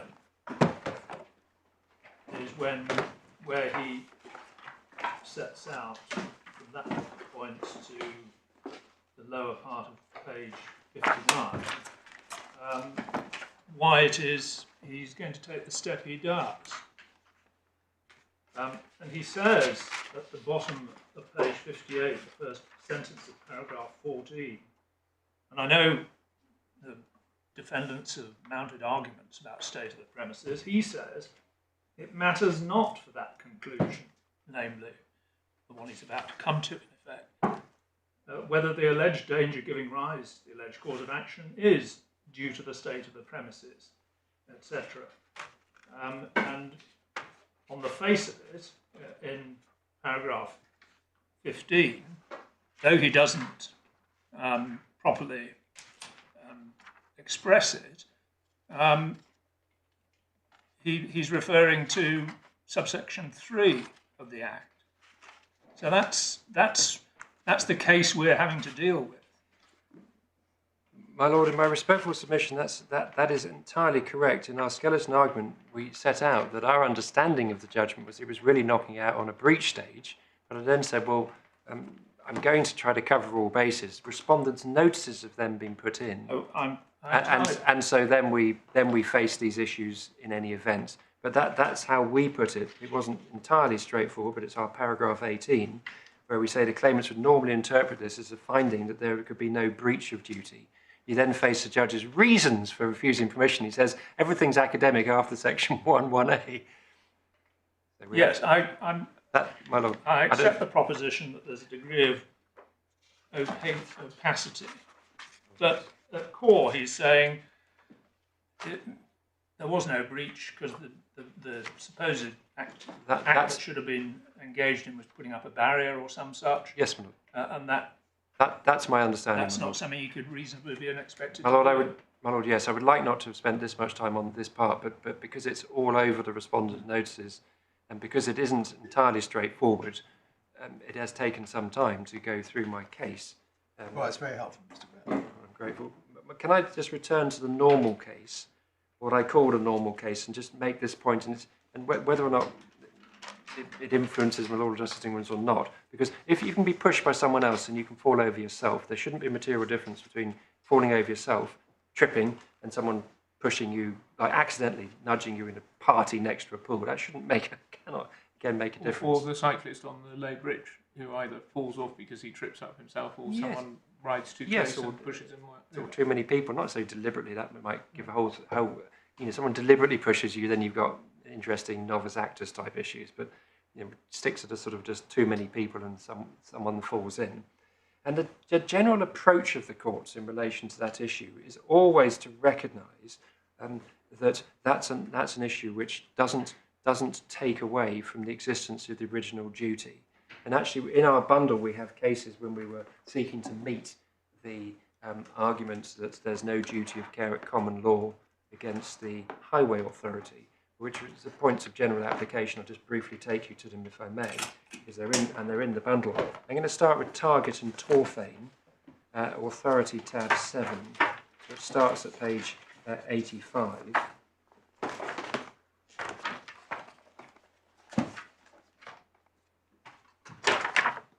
This is a case of a complaint by a claimant of a council house which was designed by the defendant and had lower steps with no handrail and no lighting, and the claimant falls down the steps. And because that was a complaint about the construction and or design, which includes the non-inclusion of items, as opposed to simple, because its construction and design includes the failure, if you like, to have a handrail and lighting, that is all an issue of misfeasance, not non-feasance. And if you then go to pages 93 to 94 in the judgment of Lord Justice Leggett, you'll see between E and H how at E, remarking defendants were not exonerated from liability in that case by the plaintiff's knowledge of the dangerous process there involved if there was no practical alternative to using it. Quoting from a judgment of Justice Denning, knowledge of the danger is only a bar where the party is free to act on it, so that his injury can be said to be due solely to his own fault. And that's Tomlinson. It's just a different route, but this is the idea. It's free will. It's all of a piece. Only in those situations do you have a barrier to the claim. If you go on to Yetkin, which is tab 19, starts at page 338. This is a case of a claimant seeking to cross at a dual carriageway. There's a pedestrian crossing, and there's a crossing in the middle, or an area in the middle where the pedestrian is. The pedestrian can't see very well due to growth of the plants which have been put in by the defendant highway authority. And the complaint, therefore, isn't a complaint under Section 41 of the Highways Act. It's a complaint in common law because they were responsible for causing, misfeasance, not non-feasance, the danger. And paragraph 33 in the judgment of Lady Justice Smith at page 350.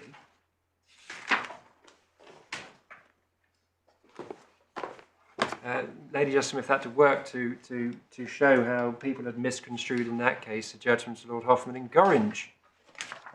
For my part, I entirely accept Mr. Willems, that's the claimant's submission, that the judge took these passages from Gorringe's cases out of context and consequently misunderstood them.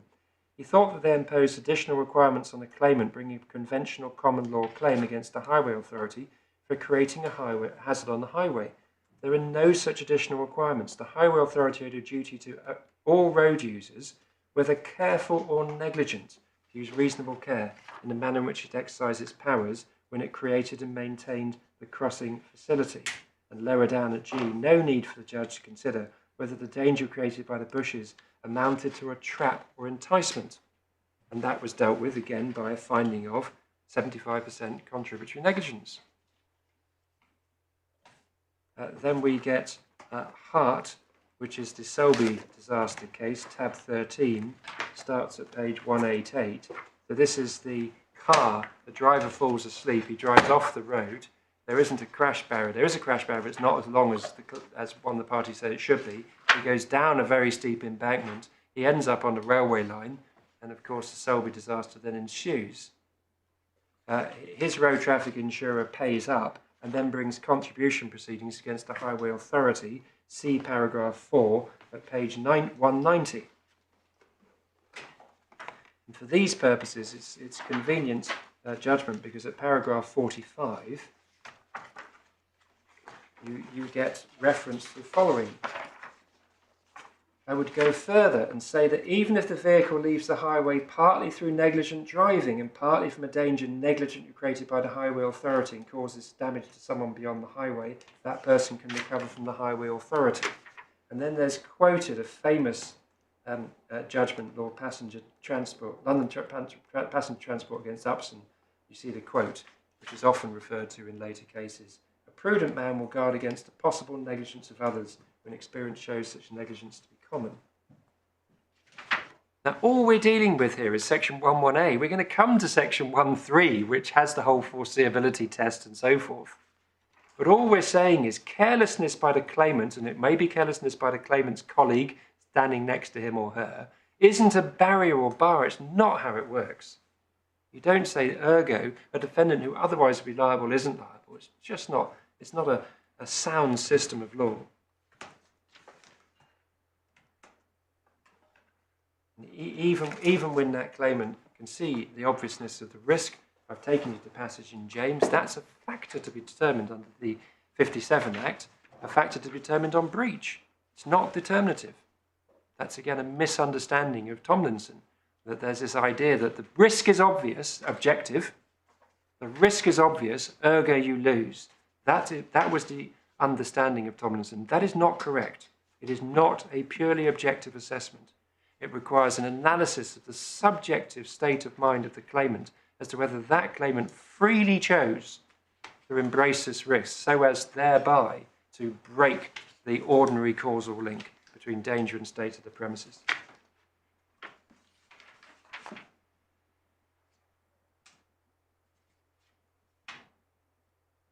All that analysis, as per the observation of my Lord Justice Davis, really doesn't really bite with the judgment. We're now looking at the respondent's notices. We're not really engaged in anything even touching upon a judge's evaluation, apart from the strange and bizarre nature of a watery existence that I can't really go further with in my mind to begin to understand. But this is a statute that's supposed to be operable by members of the public. One doesn't have to sit there with metaphysical concepts like watery existence to make progress. And my learned friend seems to me quite rightly to have lost his enthusiasm for that point, however persuasive it was for the judge below. So we're now just back into this court's analysis afresh of the proper approach to section 1.1a,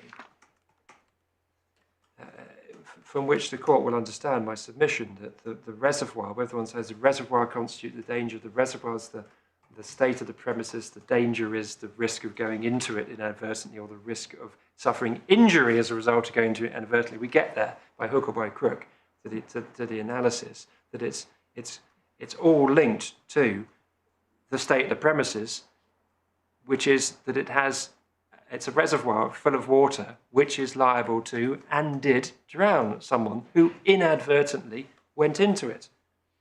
This is not a Tomlinson case. Stop. It couldn't be possibly a Tomlinson case. It is the case of an inadvertent trespasser who did not exercise free will in embracing the risk of drowning in a reservoir at night.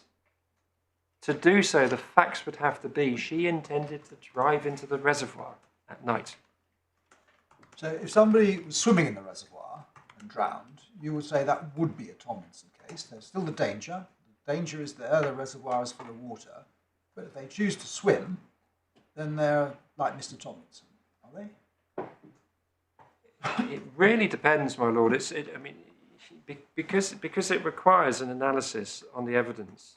It really depends. There was a fence, a link fence, which was put up by the second defendant in this case around the reservoir. It's right by a main road. It doesn't seem to be much parking space. I don't know, but it's apparently to keep out pedestrians. So one doesn't know what the evidence is in relation to the propensity of people to park up there somewhere and to walk in and swim. One doesn't know exactly what happened there. Does swimming per se involve a risk of drowning? Under the Tomlinson, I freely choose to swim in those. That may depend upon winter and summer. I'm afraid it just is a lot more complicated. The way to approach it is to understand the ordinary case. That this is we've now engaged section 1.1a. We may well find that there's not even a duty of care under section 1.3, but it would have to be a case in which very particular findings are made, showing that the exercise of free will has cut or severed the attribution or causal nexus. Right.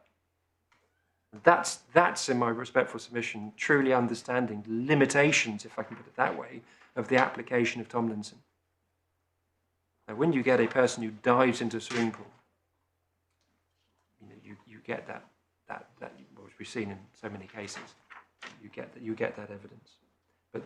But having spent all that time on Tomlinson, it's then summarily answered by saying we're not Tomlinson because we're an inadvertent trespasser.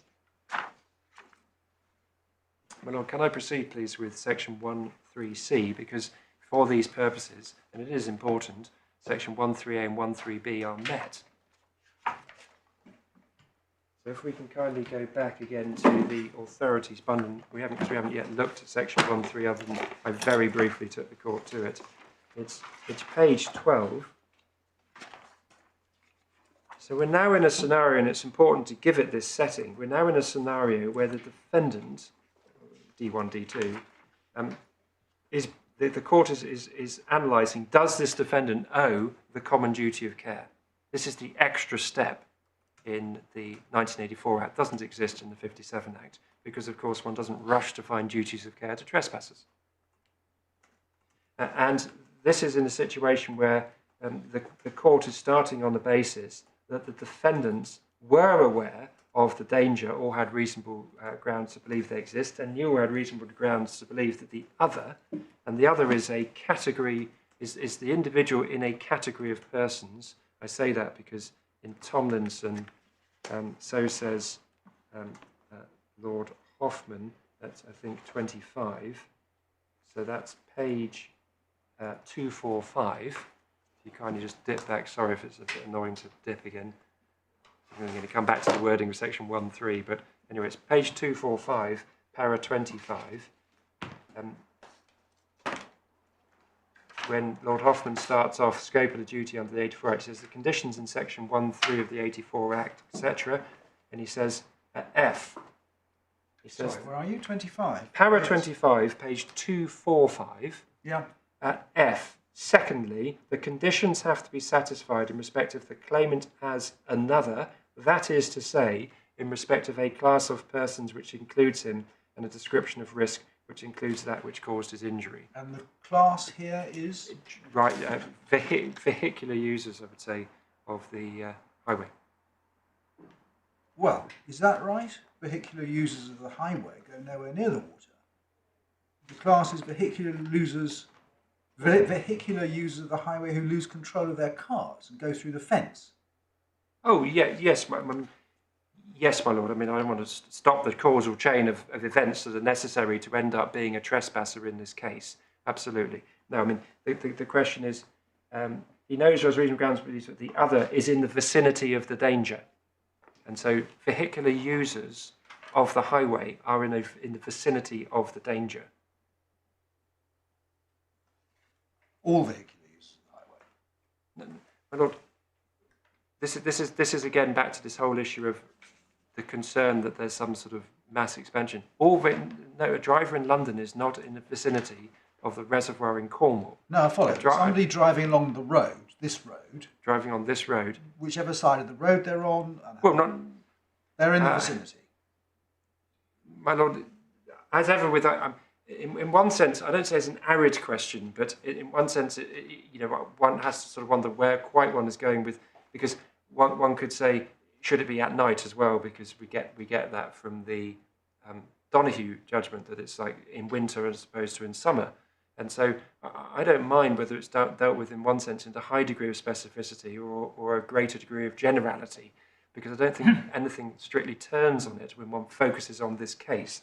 And the reason I say that is when we then get to 1C, to 3C, so that was by way of introduction vis-a-vis what's meant by another. But when one looks at section 1.3c, so my lord, I'm now back to page 12. If I can kindly invite you back to 1.3c, it says, so reading it with section 1.3, an occupier owes a duty to another in respect of any such risk as is referred to in subsection 1 above, if the risk is one against which, in all the circumstances of the case. So however general we describe the another, we've moved to the circumstances of this case. So that's why, my lord, I respectfully submit that it's, in this context, somewhat academic, perhaps. Because it's in circumstances of this case, he may reasonably be expected to offer the other some protection.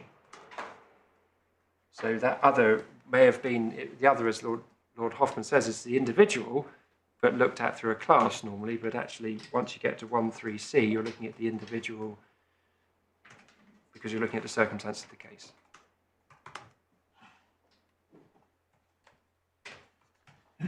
So just before you go on, you referred more than once to it being night time. Case is pleaded approximately 8 p.m. on the 16th of May. Oh, that's I don't know where I've got that from, my lord, but 8 p.m. on the 16th of May is almost certainly light, I would have said. Well, exactly, as per your lordship's observation. Forgive me, I don't know. Something, but possibly mixing with all these diving nighttime cases. Well, yes, lots of the cases do involve nighttime, but as far as one can tell... No, it's whatever's pleaded, my lord. Yes. It's whatever's pleaded. All the circumstances of the case, just reading those words, must include that Mrs Brown was an involuntary trespasser, because that is a circumstance of the case. And when one goes to Clark and Linsell at 1166 to 1167, and that's tab 27, page 557,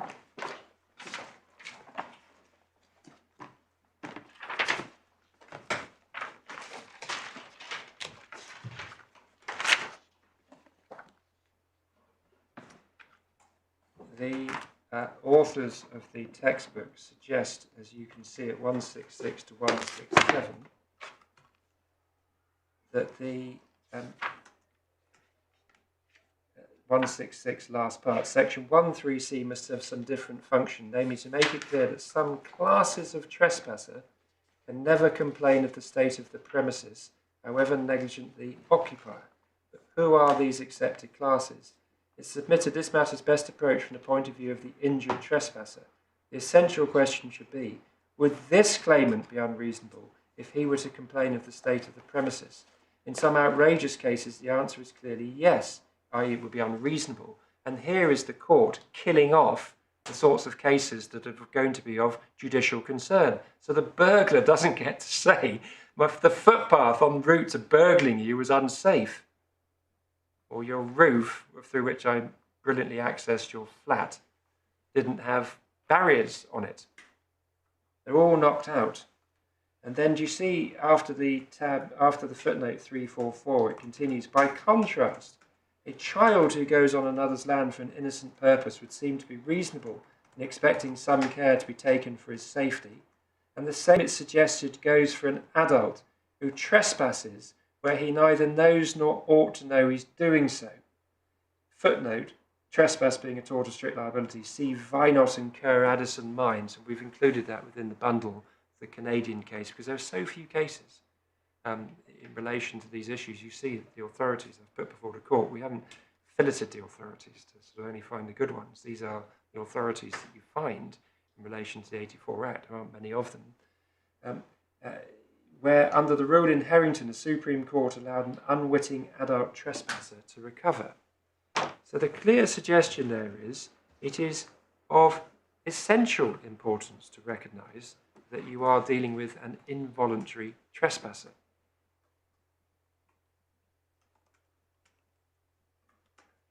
Does unwitting and involuntary mean the same thing?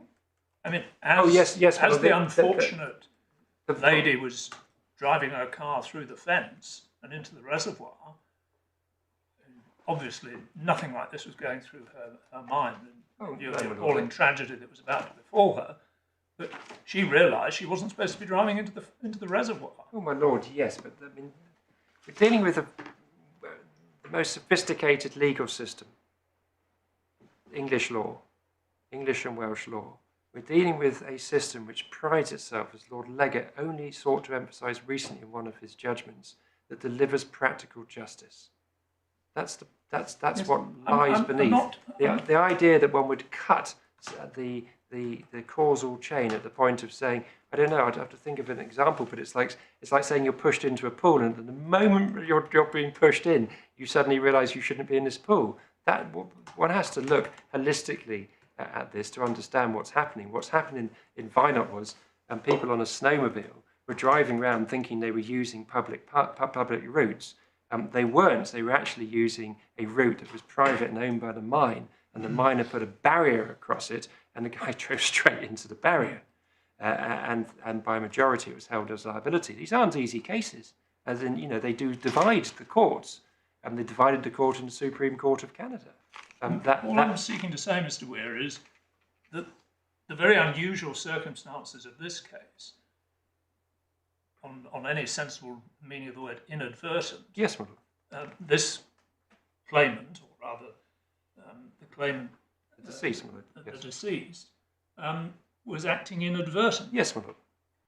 But the passage you've just taken us to isn't quite the same. And I'm not suggesting that the English law should not protect the inadvertent. My lord, forgive me for having. I don't seek to elide unfairly. I seek to just draw. This is a textbook referencing the Vinot case, giving the clearest steer. It's a textbook. The court is not bound to follow it. I understand all of that, but the steer from the court is: if you've got someone who's a burglar who intends to come on your property for nefarious reasons, it's not difficult for the court to say this is not someone who should be owed a duty of care. If you've got someone who, whether the precise concatenation of events involves the party and being pushed into the pool accidentally, or driving something around and inadvertently losing control, we are materially considering the same point. We're concerned with very possibly careless. I understand that. But inadvertent behaviour. You did not want to become a trespasser. You came there by accident or inadvertence. That's the core point that's being made. One has to look at the essence of it. So that's my submission. Otherwise, again, what we're doing is we're adopting this sort of siege mentality, which I don't invite this court to apply. It's not a siege mentality scenario where one is so desperately seeking to block. These are triable issues.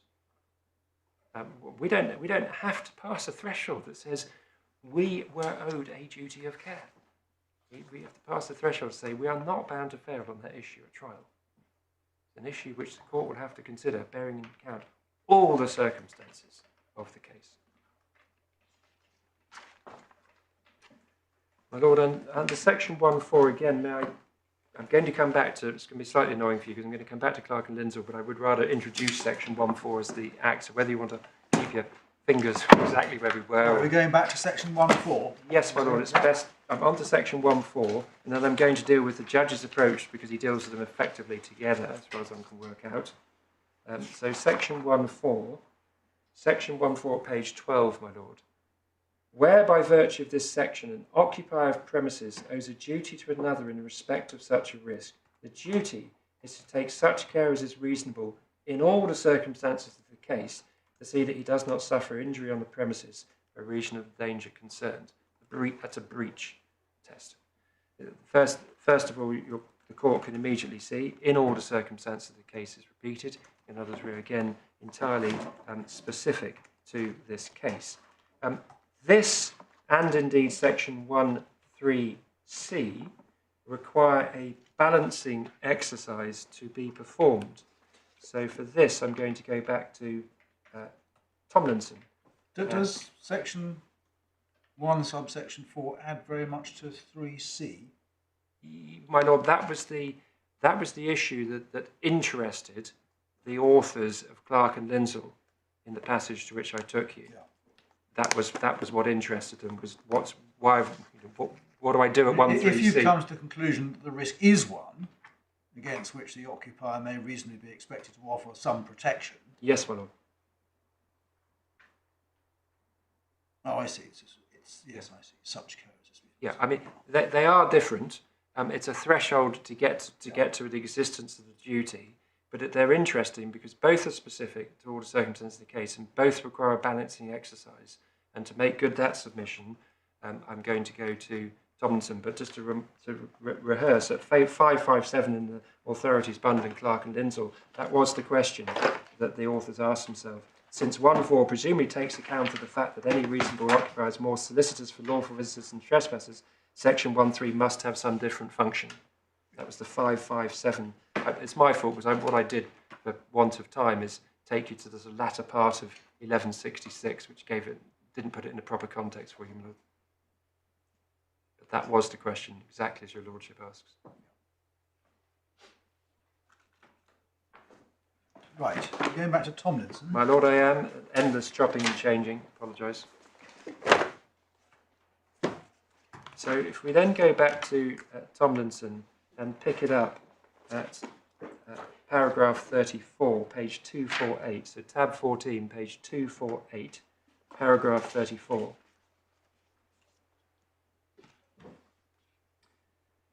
This is all in the section. As I say, there's a big flow from Lord Hoffman that starts at para 32, where he starts it, reasonable to expect protection. That leaves paragraph C, para 32. So all of this is concerned with 1 brackets 3 brackets C. And that's how he then gets to the para 50 I've taken you to, where he says no liability on 1 brackets 3 brackets C. He never gets to 1.4. And all of this it shows that for this purpose he goes through the OLA 57, but he's showing it's the same analysis in the sense that para 34, he says, he then explains that you need to perform what I call the balancing exercise. He calls the balance of risk, gravity of injury, cost and social value. So this is part of the process that the court needs to go through in order to determine whether it is reasonable to impose a duty of care under section 1.3c, and obviously whether there's a breach, because that is an ordinary incident of any assessment of breach at common law and indeed under these acts. You perform this careful balancing exercise. But the point I make here is that it's to be performed also at the 1.3c stage. Which is different from what Clark and Lindsell suggested, is it? That's what we've got here. Yeah. Perform a balancing exercise. What we get from Clark and Lindsell is pay particular attention to who the trespasser is and what the trespasser's motives were they there deliberately or not deliberately is how I reduce it to. And for Clark and Lindsell, again, I'm sorry, but I said I'd go back to it. Tab 27, page 558, 1168. they seek to draw out, they, the authors of Clark and Lindsell, that's 1168, seek to draw out two particular features. This starts at about 5 lines down, as your lordship see, in deciding whether the precautions taken by the defendant were reasonable in all the circumstances.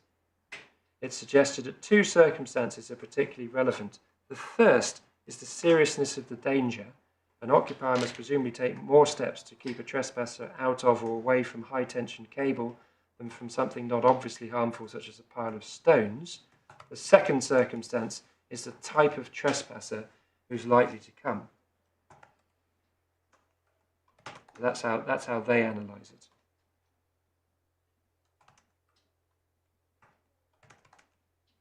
I might have thought that the likelihood of the risk eventuating was a relevant factor. It cannot not be relevant. Whatever said by Clark and Lindsell, 1, see Lord Hoffman, 2, it's a matter of common sense. You have to take into account a range of features. You have to take into account the seriousness of the injury if it eventuates, the risk that that injury will occur, the cost of remedial measures, the effect of remedial measures, A, on an activity that's socially useful or something of that nature, and B, upon the presentation of the environment. See, for instance, that part, para 60 of Lord Justice McComb's judgment in Edwards, where he didn't want to see fences on the low parapet wall bridge in the county council's area. I mean, I'd read seriousness of danger to include how frequently Yes, it's I mean, because so, obviously danger can be very serious, but never occur. yes, but no question that those are all relevant matters. Absolutely. I mean, the truth is, anything of that nature inevitably becomes relevant. You are making a classic evaluative judgment on all the evidence when you determine A, whether there's reasonable to impose a duty of care, and B, whether the duty of care has been breached. Turning then to the approach of the judge, it seems to be within paras 12 to 14 of the judgment, which start at Field Bundle 57.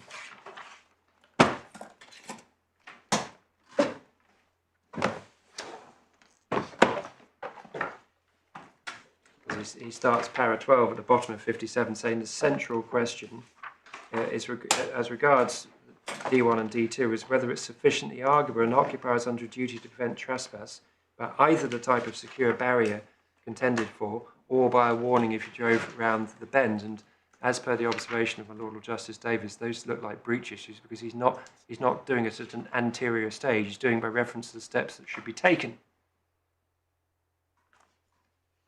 And he does then a number of things. The first is he leaves out of account the fact that the Mrs Brown was an inadvertent trespasser. And you see that at page 58, para 12, from at the top, when he says, leaving aside the theoretical relevance of the trespass being inadvertent or unintentional, because I was shown no authority or decided examples that those were relevant criteria. The only way to read his theoretical is it did not carry any weight with him. It was not relevant to his analysis. That's the first. It would be irrelevant to the question of warning, wouldn't it? There's no point in having a warning if the trespass is inadvertent, is there? No, well, the purpose of a warning would be to as happens with chevrons, for instance, is to encourage you to slow down in advance of a bend. That's what a warning does. And what right would the occupiers of the reservoir have to put a warning sign on the highway? Well, they wouldn't be putting it on the highway, they'd be putting it on their land. On their land. It's like rail track. Rail track have chevrons on their land. That's why I give that example as the most closest example. Those signs you see on the bridges, that's rail tracks. That's rail tracks bridge. Happens all the time. The second thing is he says that it's para 12. He says the logic of the claimant's case would suggest that any occupier, can you, your lordship, see this 5 lines up from the end of 12, any occupier of land with a building or wall adjacent or very near to a highway, etc., has a duty to place a barrier to prevent the vehicles. And that, respectfully, like the paragraph in Keown, is to move away from the circumstances of a specific case to a generalisation that doesn't apply. It does not follow at all that you're in a world of all occupiers of land with buildings or wall adjacent to highways needing to have signs up or the like. The third thing he says, para 13, is I've not seen a reported case on this. And the fourth thing he says, at least my understanding of para 14, is he said, it's not that straightforward, but over the page at 59, is that because it's warning of the obvious, following Tomlinson, you don't need to do it. That's the part where in para 14 he starts, the only basis on which there can be said to be duty is that which was omitted was erection of a robust barrier or a specific warning of that which was obvious, namely, taking the bend too fast could cause the vehicle to enter the water. In that warnings of the obvious were given in Tomlinson and Little, only I and Ed was found such a duty, and in a way that's binding upon me, my decision was reversed on appeal. My interpretation of that is he's saying, along the lines of that pithy statement by Lord Justice Macomb in Edwards, if the danger is obvious, there's no duty to warn.